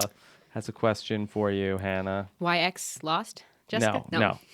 Hey, Rob and Hannah, it's Jessica from upstate New York. Just calling to ask Hannah what survivor on this season is most likely to spill coffee all over Rob's house. Have a good one. It's a good question. It's a great question. Okay. Which survivor? Do you want to retell the story of what happened? Okay. Why not live this again and again? I was standing with for the people in the video. I was holding a cup of coffee and I just forgot to keep holding it, so my hand released and it fell straight to the ground. But it downstairs in your house. I thought you tripped. I thought that. No, I think I just. Because we went outside. We went outside to take a picture. Yeah. You were when you were here in April, I think it was, and we had the RHAP coffee mugs, which I have that I needed so much coffee today, I wouldn't even fit in one RHAP coffee mug, which is not a small mug, but it's fine. But I needed the super sized coffee today. And you said, "Hey, let's take a picture with the mugs. Yes, that'll be funny. That'll be funny." And we went outside. Yes. And then I feel like on the way back in, there's like a little bit of like an inch step. Oh, to yes. step up. And then you dropped it. You tripped. I tripped, but it sort of dropped down and then somehow hit the coffee in the mug, hit the floor, exploded, hit the floor, the wall, and the ceiling, covered the sweet photos of your family, and got everywhere. Yes. And I was so embarrassed that I froze. So instead of sort of helping clean, I was just sort of having a bit of a moment. And it was all really upsetting, and now we joke about it because pain is comedy, apparently. Yes, tragedy plus time equals comedy. And now enough time has passed, and you were very scared that day because my wife is very intimidating. I love your wife. Yeah, and you have to say that. She is great. Yes. She is the best woman. Blink if you're intimidated. So who on this season would be most likely to trip and spill coffee? Sure. I'm going to probably, because of the scene with him with the fishing pole, go with Christian. Yes. He was very funny. I feel like he tripped going up the steps to tribal council to vote recently. Dave Wright and I used to trip a lot. I feel bad throwing someone else under that bus, but I feel like Christian, watching him walk in flippers, and I say this in a very loving way, I feel like he might be the one to spill the coffee. He could be. He'd have to be here in person, though. That would be the key. I mean, I don't know how many when people he's are shooting, local. I don't know either. I don't know where any of these people are from. Yeah. They're from. Do you know where anyone on this cast is from? I think that Natalie is from Los Angeles, but I'm pretty sure I'm not getting Napalm Natalie here in the studio. Oh, you should. I would go to her. I would go. You would bring everything in this studio. I don't bring everything, but I would go to her too. Like I can take the microphones and stuff to her. That I can do. I would listen to that podcast. Okay.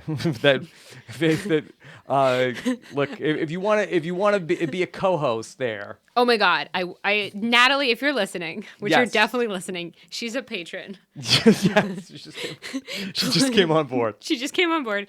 Rob and I will co-host a show where you were invited. Let me ask you this question. Please talking do. about the people the comparisons between this season of Millennials versus Gen X. Tricky Rice says, Tricky Rice. When I saw the cast, I got the feeling that casting was trying to set up Mike as the David Wright of this tribe. However, he seems to be making bridges.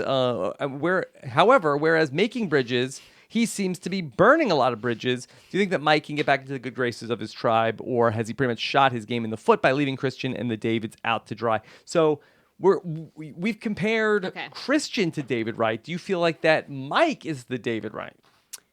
I don't. Similar to the Ken Dan question, I come in strong and then I have to think about it for a sec. It's interesting because so this Alliance of 6 thing, if we may for a second, the 3 Gen Xers, 3 Oh, sorry. The three. I'm so self-involved. Yeah. Okay. The 3 Davids. 3 Davids, 3 Goliaths. We had a similar thing of 6 our time too, which was 3 Gen Xers, 3. I almost said Davids now. Millennials. Yes. Which was me, Zeke, Adam, Ken, Jess, Dave. Mm-hmm. And I think the first person who was more interested in turning on the 6 was Zeke. So I would probably compare Mike a little more to him, if anything, just in the way he's thinking about maneuvering forward. But I guess there's definitely a lot of similarities between him and Dave. They're both good storytellers. Mm-hmm. They're both writers. They're both Goliath in their own right. Yeah, well done. My favorite part about Mike White this episode was his slow-mo walk alone down the beach. Yes, you tweeted about that. I did, because it is the coolest thing, and I'm so jealous that he got that. He got to like slow-mo walk down the beach like a model while his voiceover talked about what he wanted to do. Mm-hmm. And I just was so into it. Do you think that he directed that? Did he's like, all right, guys, look, I got to tell you, this is what I'm thinking right now. So I'm about to like make a big pivot where I'm going to go back. I'm going to walk down the beach real slow. I'm not going to tell you how to do your job, but if you stand right here with the camera, you'll get a great thing. You can cut it. You can fade, slow dissolve from I'm far away, medium, close. Mike is very meta about the show. Since he's been on Amazing Race, he probably did. I really like Mike White. I think he's really You don't think that fun. that the field producer says, Mike, can I pick your brain on this for a second? I think that Mike had a How would you direct meeting with this? producers and propes and said, listen, I know there are a lot of interesting voices, but I think I'm the one that deserves the slow-mo walk down the beach. He says, I'm a writer. I am a creator. Let me show you how to do this. And they did a bunch of takes, and I just think that was really his best moment. Was how the slow-mo. Well, I do think that Mike had a moment in this episode that I think that no other survivor is able to get away with. Let me take you back to after the reward challenge. Mike, Carl, Davey, Kara, Dan, Angelina. Got nothing for you. Grab your stuff, head back to camp. We got nothing for you either. Finally. Somebody says what people have been wanting to say for years.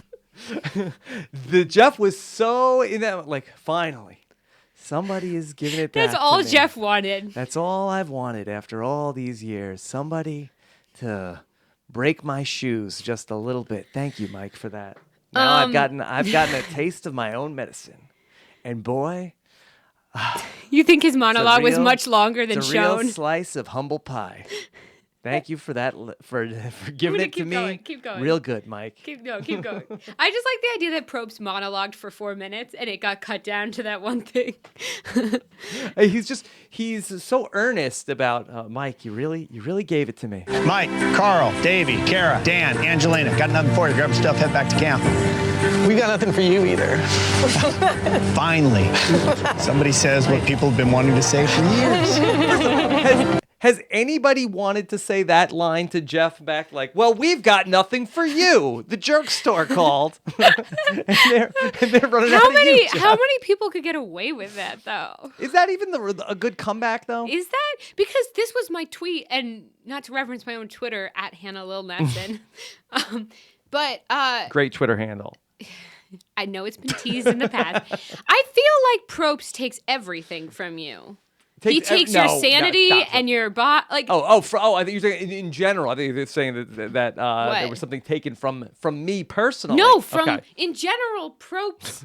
We are Probst's guinea pigs. Sure. There is no winner. There is no loser. We are all Probst's guinea pigs as he studies humans. So I think this idea that he doesn't take anything is BS.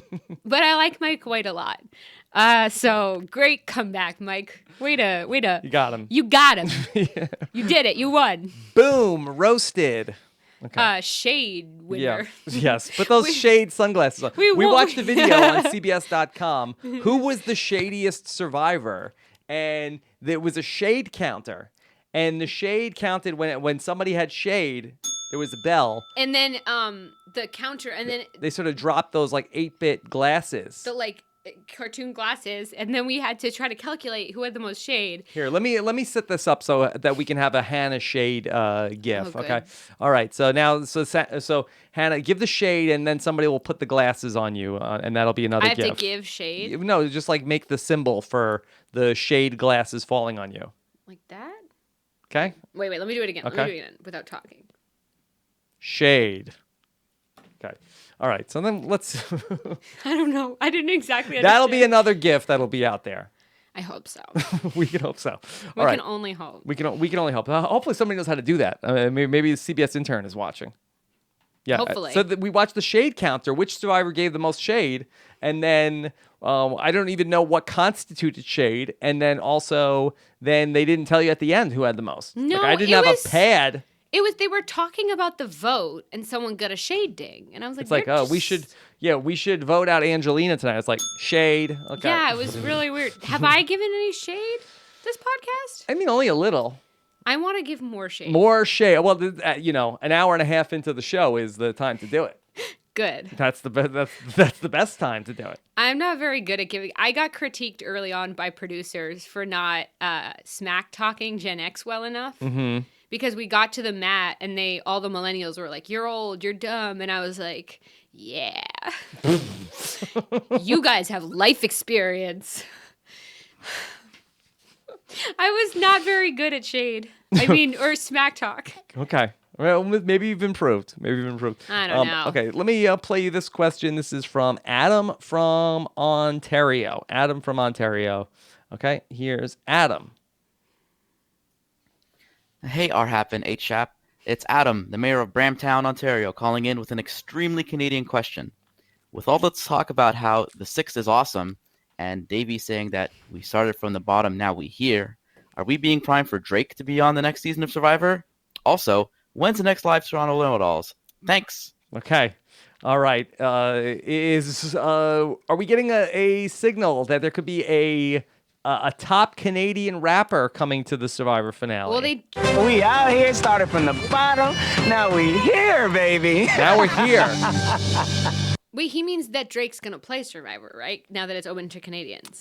Yes, maybe. I mean, Drake did that video where he threw it back to his Degrassi roots, so maybe he'll. I think he would be great. I think Drake You think he would do well? I think Drake would unanimously win Survivor, and I'm very confident in that. Yeah. And you probably know when the next live Survivor Know-It-Alls is, though. That second part of the question. We don't have it booked yet. It's not scheduled yet. Sorry, guys. But when we come back, we will try to have a hit Canadian rapper that we will announce at a later date at the ceremony. Yeah. Okay. I can't wait at the to next watch Drake Know-It-Alls. Okay. All right. Then Tender Taryn has a tweet. It's been almost 2 years since Hannah won TV Guide's Best TV Performance of 2016, beating out Millie Bobby Brown, Emmy nominees Lena Headey and Milo Ventimiglia, and Bob Odenkirk, who from David versus Goliath should win the 2018 award. First of all, thank you for bringing up my biggest accomplishment. Yes, you were. Now let's go back to this. Yes. The 2016 TV Guide. What was best TV character of the year? Best performance. And now just to performance. clarify, every other person on the list was an Emmy-nominated actor performing. Yes. I was nominated for Hannah Shapiro as Hannah Shapiro. And I would actually say that it was a voting thing, and it was at the time posted on Reddit, and they really helped. I will since I gave Reddit some shade. You gonna do it again? I want the ding. Oh. Okay. Oh, I don't know. I was demanding things. Okay. They did help, and a lot of fans voted, and I ended up being the number one, beating out all the Emmy winners. It was hilarious. I had heard that Lena Headey was very upset. Yeah. She claimed that you colluded with Reddit. Yeah. To win this award. Lena was, a real difficult. She started critiquing my game and threatened to go on Survivor and yes. Okay. win the Iron Torch. Yeah. Something like that. Okay. So wait, who from this season? Okay. Is there anybody from this season who would that you think? I mean, Big Bang's Theory, Christian. Yeah. He's already, He's had some really great confessionals. He is brilliant. He had another. He is such good TV. He had another one this week, which was a really great moment. Mike had concerns about Gabby, in that he was a little worried about Gabby's commitment to the Six. That's a weird thing to say. My favorite confessional of his was so accidental, where he knocks the stick down. Yes. And then, because you have to understand, here's a little inside tidbit.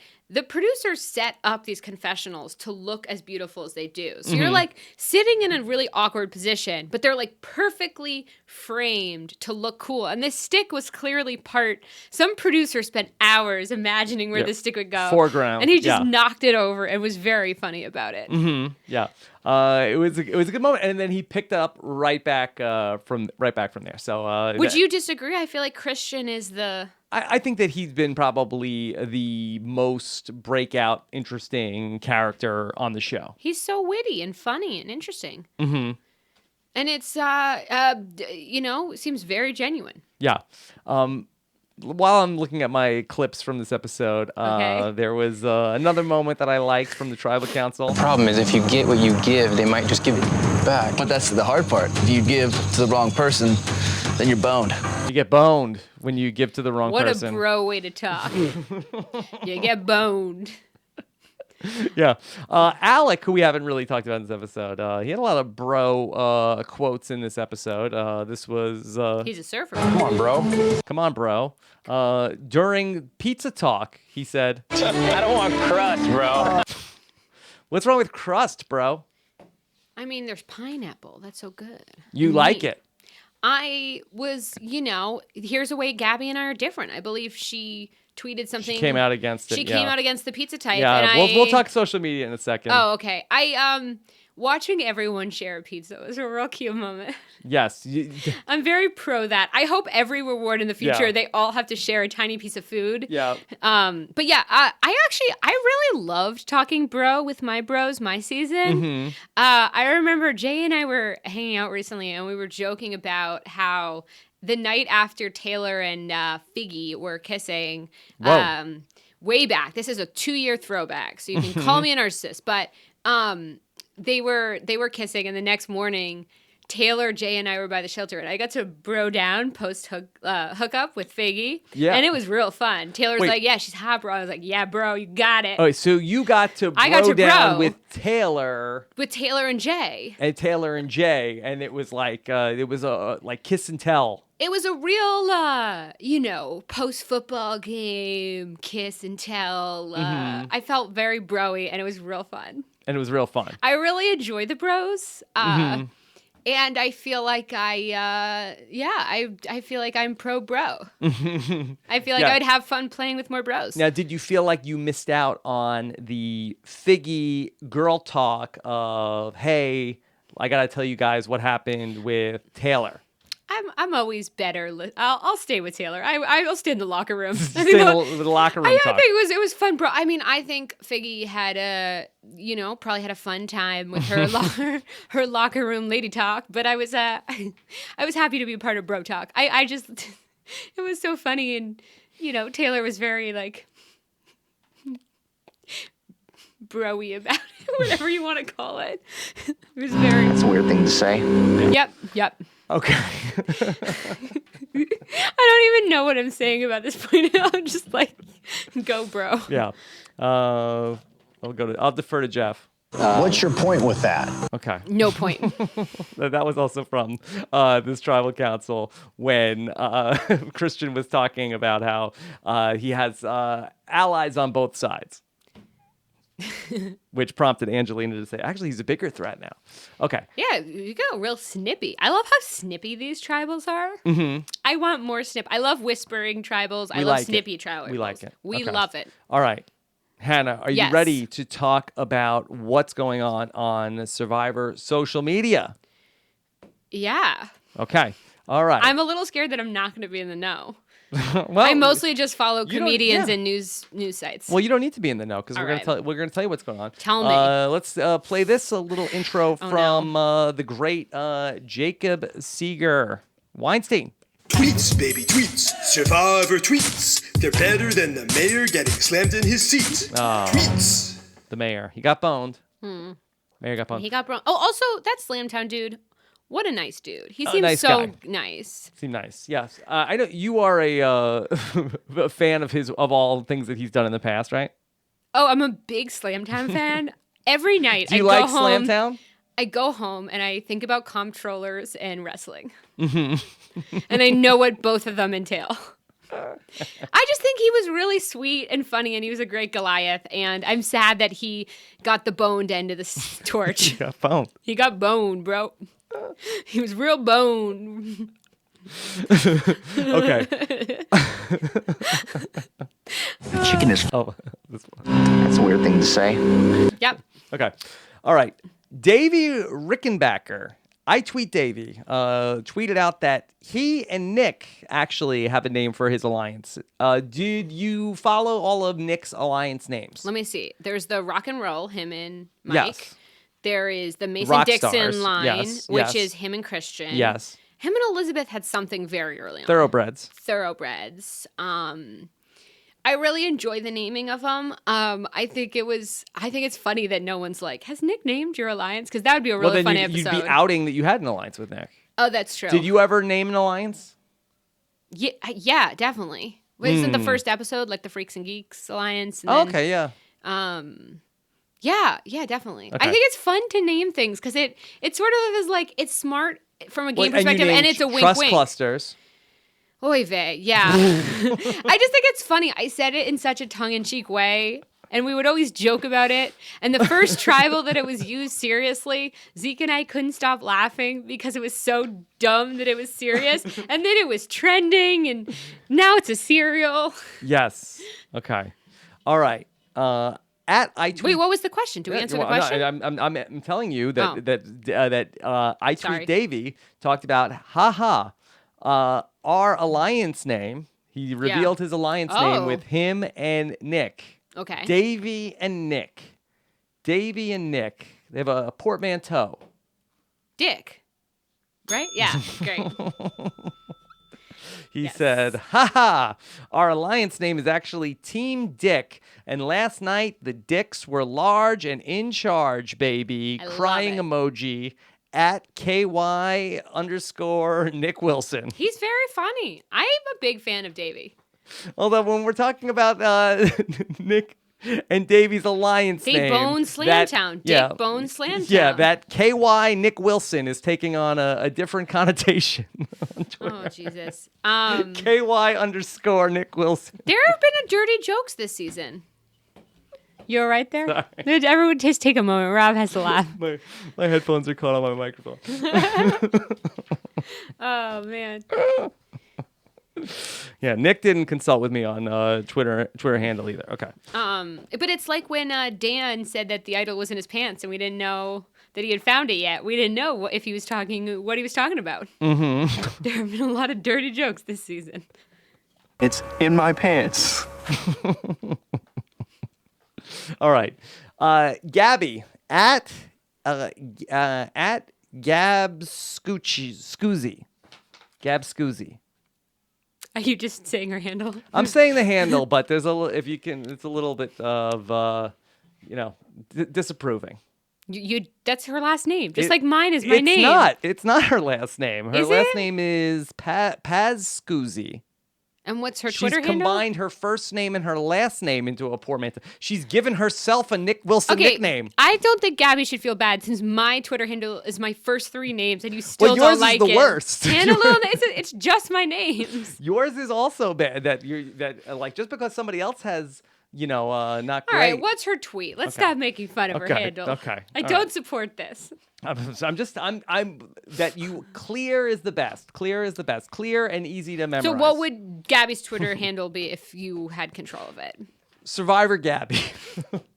I bet it's not taken. That I would remember that one. That's why I would remember that one. Even I tweet. Is she the first Gabby? I tweet Davey. I think so. Okay. Okay.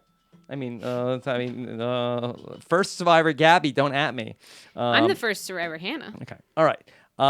Gabby said, I just want to go on record saying I am vehemently against pineapple on pizza. I still ate it on the island because the enzymes in pineapple actually help break down meat proteins, but I need people to know my stance on Hawaiian pizza. A lot of people got angry voicemails about Hawaiian pizza. I like Hawaiian pizza. I think Don't it's at fine. me. Good. I think don't it's like fine. saying that. Yeah. I will say the Fiji pizza. Yes. I know you've heard the rumors, but I also won the pizza award, Mhm. and I was real hungry, and it still didn't taste that Yeah, good. well, let me bring in your... Brett? Brett. You have to... Brett tweeted, at Brett LaBelle. Yep. He tweeted, spoiler alert, Fiji pizza is horrible, even after 21 days at Survivor CBS. Then he tweeted, I would literally drop that sandbag immediately. Horrible pizza. I love Brett so much.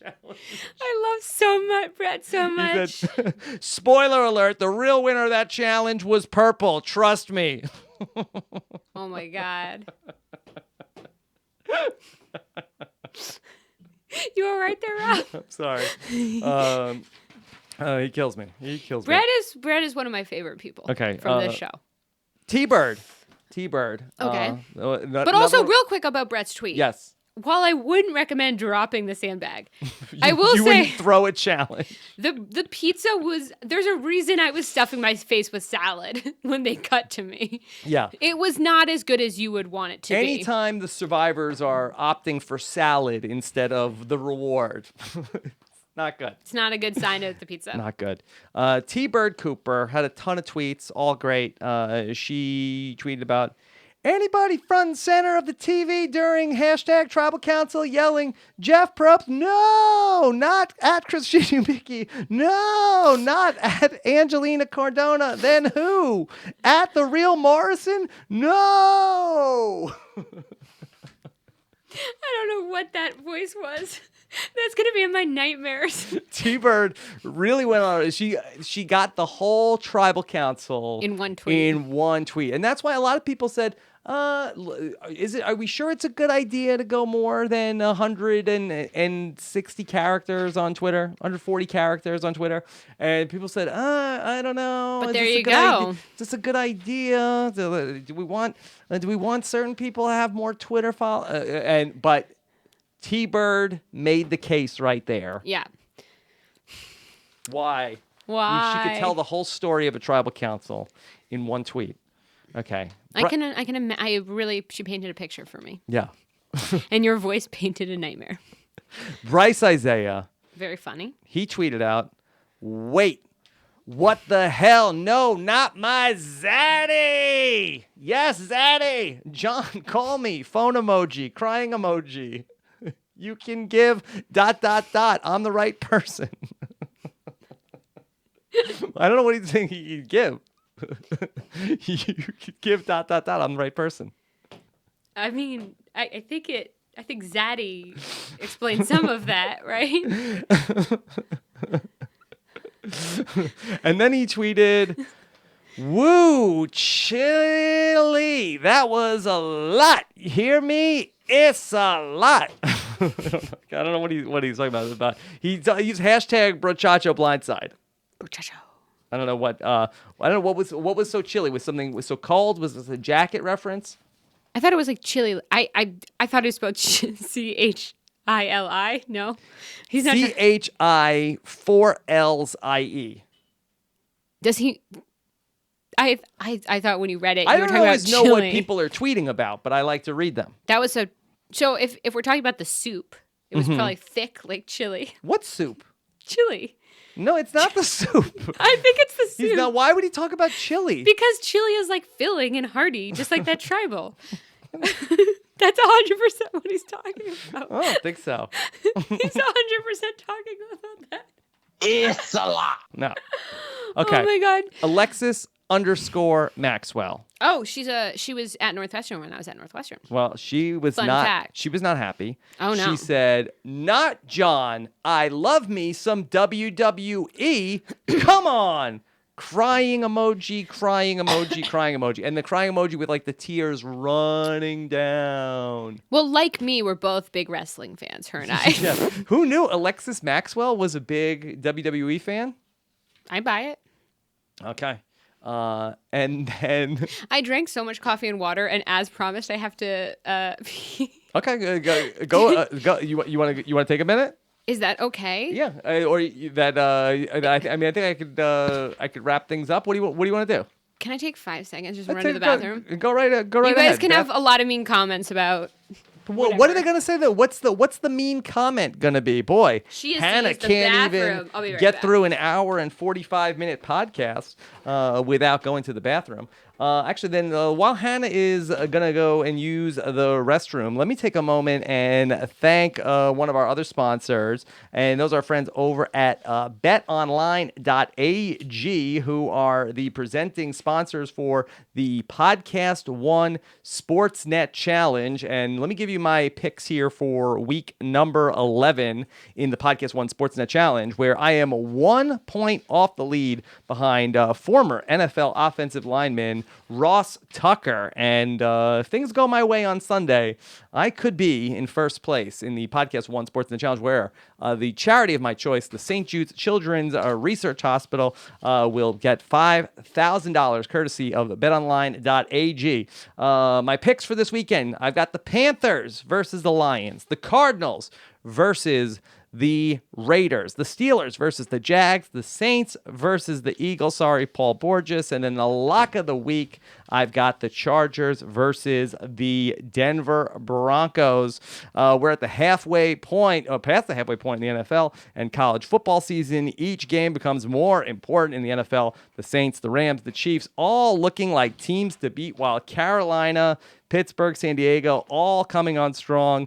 In college football, Alabama, one of the top teams in the country again, with Notre Dame, Clemson, and Michigan atop the BCS standings. There's only one place to get in on all the action. Hannah, BetOnline.ag. Don't wait any longer. Use promo code podcast1 to get that 50% sign-up bonus. That's podcast1 for a 50% sign-up bonus in the NBA. Milwaukee, Toronto, Golden State, and Denver off on a fast start in the NHL. Nashville and Tampa are sitting atop with the standings with the best records. Don't miss out on any more of the incredible action. Go online or use your mobile phone and sign up. Use promo code podcast1 to receive your 50% welcome sign-up bonus and try in-game live betting just like Hannah does, where you can participate with all the action on every play.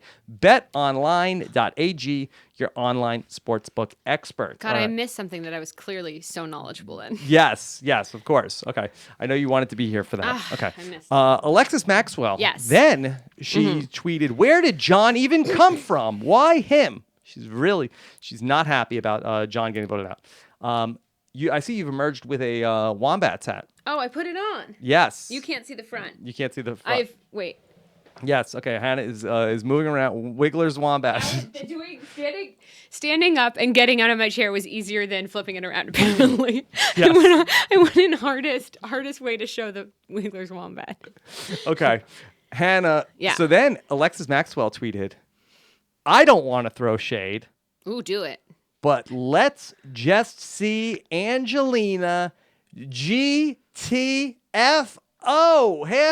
#Survivor. Shade. So as if Angelina's listening to this, instead of coming at me for my very rambly critique, I don't even know what you said. That was nothing very. I think honestly, I would love to see Alexis Maxwell. She wants to see Angelina GTFO. GTFO. She wasn't even responsible for the mayor of Slamtown getting voted out.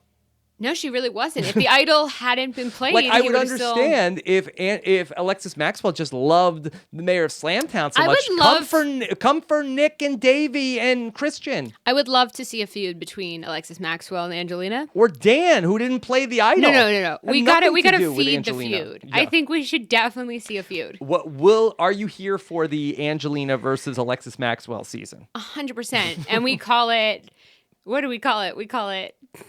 It's A versus A. Yeah, it's AAA. AA. It's called AA. We need another. And it makes you want to drink. We need another woman with an A name to get in there. Who is it? No, wait, I want to think of this. Who's an A Survivor player? Angela from Survivor Ghost Island. Great. We got AAA. Yeah. It was it's like HHH, but AAA. Every season they just do people with the same name. Okay. PG Law. Aubrey too. Aubrey, she could have her. AAA. Yeah. 4 A's. PG Law tweeted, WTF, they're letting them taste the reward? Man, they're really coddling these survivors. Winky face with the tongue hanging out. First of all, these people have been rained on for like the whole She's time. joking. She's kidding. okay. She's joking around. Then I'm so sorry. She's joking. That's why I said winky face with the tongue hanging out. Then yeah, I just thought it was really cute when they all shared the pizza. You like that? I wish every reward they all got to like sit in the chair and they all got to like feel the blanket. Like I want them to feel what it is and then lose it. So it's like you could have had this. You could have had. I think when they got back to the beach, Angelina was like, "We can't be upset about something that was never ours." Or maybe Kara said that, and I was like, "But you tasted it. Yes. It was in your mouth." Should they get to taste it like it's like a wine tasting, and then they have to spit out the pizza? They have to spit it into Jeff's mouth. And he goes, "I have nothing for you." Maybe there should be like a baby bird there, and then they have to like chew up the pizza, but then spit it into the mouth of the baby bird. So or Jeff Probst, like I suggested. Well, why does Jeff want to eat their, You're taking this, I don't know, to a very logical place that it doesn't need to live in. Also, PG is using hashtag Survivor DVG. I don't know if anybody else is on that. I think that's if you just want to follow. Oh, David versus Goliath. I think it's if you just want to follow PG's tweets. I think you use that hashtag. I just use hashtag Dick. Don't use that. So if you want to find my tweets, search Dick on the internet for Davey and Nick's alliance. Just look up Dicks, and you'll find my tweets. Get another blanket ready. Oh. Debbie Wanner at Debbie Don Juan. Hashtag Survivor David Goliath. What a man with a plan. Well done, sir. Davey? I don't know. Who was the man with the plan? I laughed too hard and She might have just finished watching the sitcom Man with a Plan with Matt LeBlanc. She's clearly talking about Probst. And it was Jeff, Man with a Plan. Listen, Probst came in and said, I envision a season filled with likable underdogs called the Davids. And I want the Goliaths to have the numbers. And I want the Davids to come back. And then it plays out. Mm-hmm.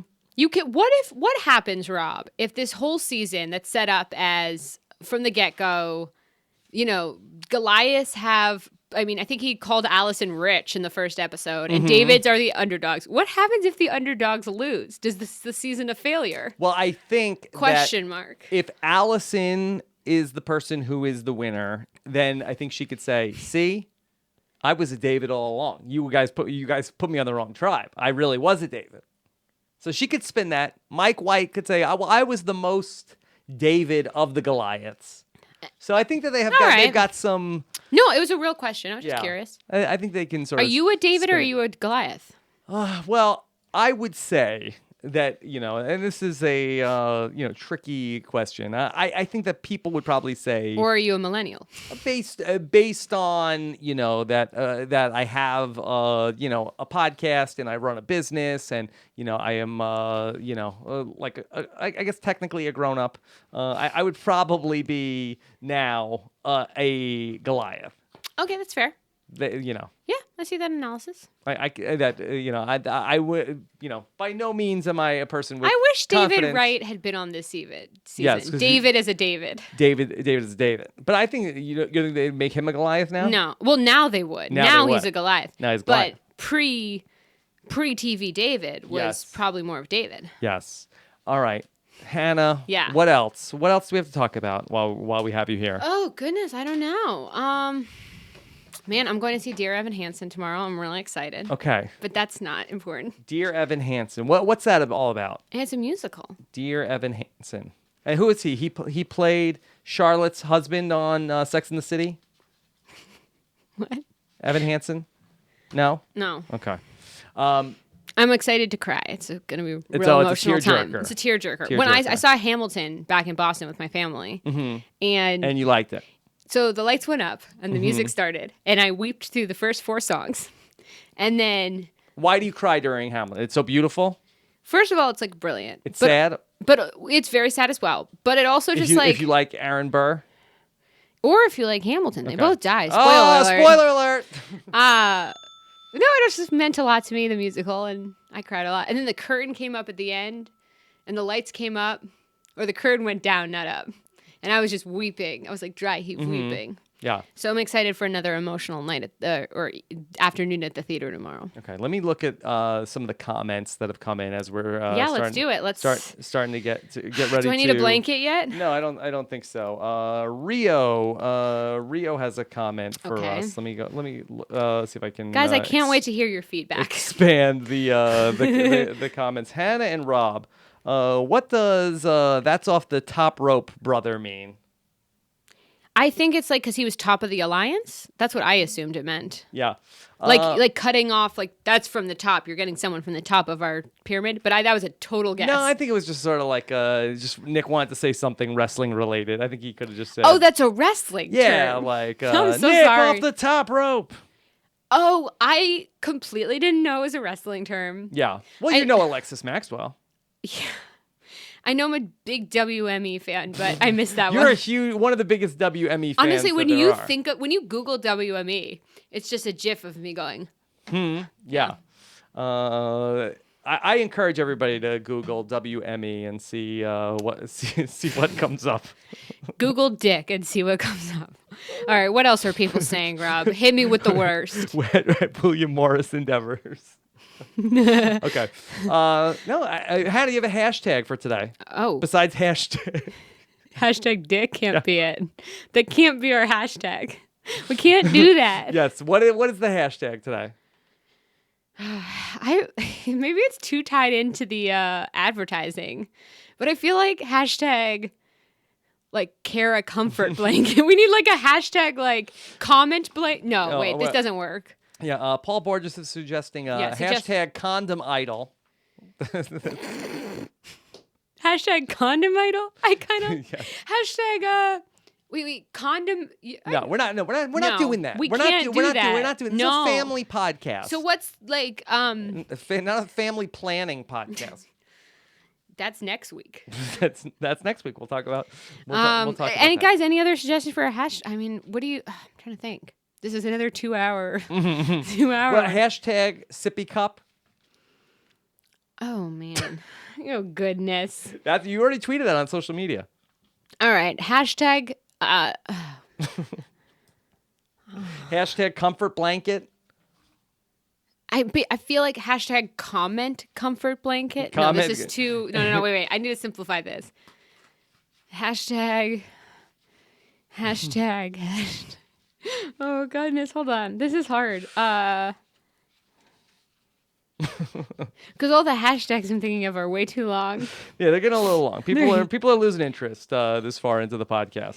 You know what? Let's just keep it simple. Go with hashtag sippy cup. Hashtag sippy cup. And as we learned before we came on, it's SIPPYCUP. Anybody that made it all the way to the end. Thank you. If you've made it all the way to the end of this podcast, I won't. I feel like it bears saying also when I give feedback on people's Twitter handles, like that's not mean, right? No. I think it's very fun. It's not bullying. No. It's hashtag shade. Wait, it should be hashtag shade sunglasses. Hashtag shade sunglasses. Okay. Yeah. Hashtag shade sunglasses. Okay. All right. There's so many hashtags. No one's going to know what to hashtag. But look, we hope you enjoyed this podcast. I hope so too. Yes. I love talking with you through the camera. All right. Hannah, what's next for you? What is next? At Hannah Lil Nesson. just like a lot of comedy writing working, and I've been also doing some teaching. Yes. Which has been really fun. How old are the kids you're teaching? Kindergarten through 4th grade. Okay. And what's your favorite of those?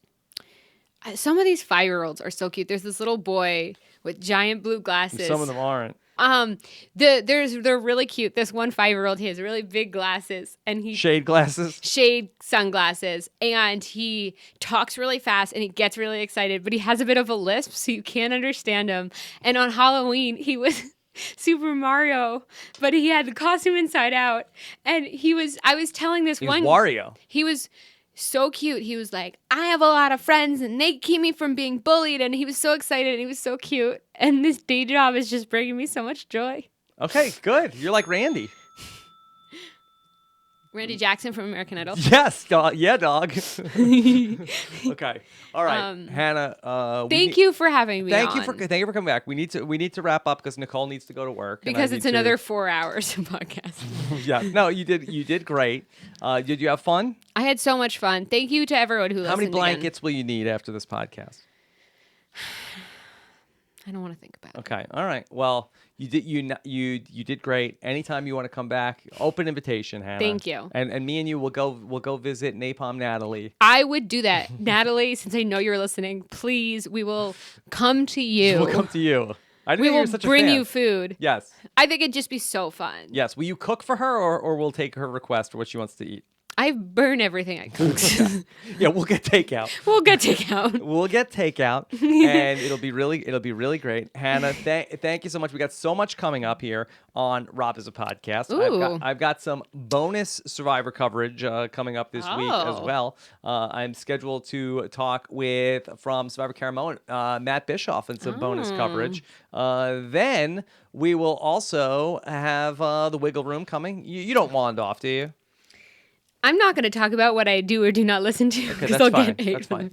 And then I love that, Josh Wigler though. We all do. And then of course we'll be back with more on the Survivor Know-It-Alls before the Thanksgiving holiday. And then I'm very excited that next week on the podcast, Sandra Diaz Twine will be back. She had a 3.5-year hiatus from coming on with me. She will be back. Thanksgiving brings people together. We'll have Sandra back. And I here. wouldn't try criticizing her in the comments because No! she is not. She is You'll not need me. a blanket. You'll need a blanket by the end of that. Okay? She's All right. Everybody, thank you guys so much for listening. Should we look in the you want to say goodbye to this camera? You can say goodbye to that camera. I can. Guys, thank you so much. Oh. It's been a pleasure podcasting with you. Yes, thank you so much. Of course, thanks again to our sponsors. You can see them all at robhasawebsite.com/sponsors for all of the offers that we talk about on the podcast. Do you get more money for mentioning the blanket so many times? No, no. But if people, I mean, the way that it works is that if people, it's not like they buy an ad on the show, and then if people buy the product, then they will renew and want to be like, hey, those guys, they seem to like what we're talking about. And then, of course, even more importantly, thanks so much to the patrons of RHAP's podcast. Without them, none of this would be possible. Yeah. Hannah would have had a much more productive afternoon today. I just would have talked at a wall everything I talked to you with. To find out more about the benefits of becoming part of our Rob Has a Podcast patron community, go to robhasawebsite.com/patron for everything that we're doing for the patrons, all the extra shows and the swag and everything like that. robhasawebsite.com/patron. Take care, everybody. Have a good one. Bye. Okay. Good night. All right, and then we're still live. Oh, we're still live. We're still live in the patron group. So Hannah, instead of taking a picture, okay, what I would love to do is that either just have a picture of us in the studio. Oh, let's just take a picture. Let's do it. Okay, all right. What do we do? Just look at the camera. Let's and then I'll take a freeze frame of this. Okay. Wait. Okay, but I may just use a still of you. Okay. All right, here we go. Ready? Wait, I'm trying to look natural. Okay. Great. All right, here. Let's do one here, and then there's a picture of. Here. Oh. You're hiding? Okay. That's what you want the picture to be? I don't know. Okay. What should I make it? You look so uncomfortable. Okay. Wait, why don't you hold the I'm uncomfortable card? Oh, yeah. Where's that? Oh, wait. It's right behind me. I can do it. Hold on. Okay.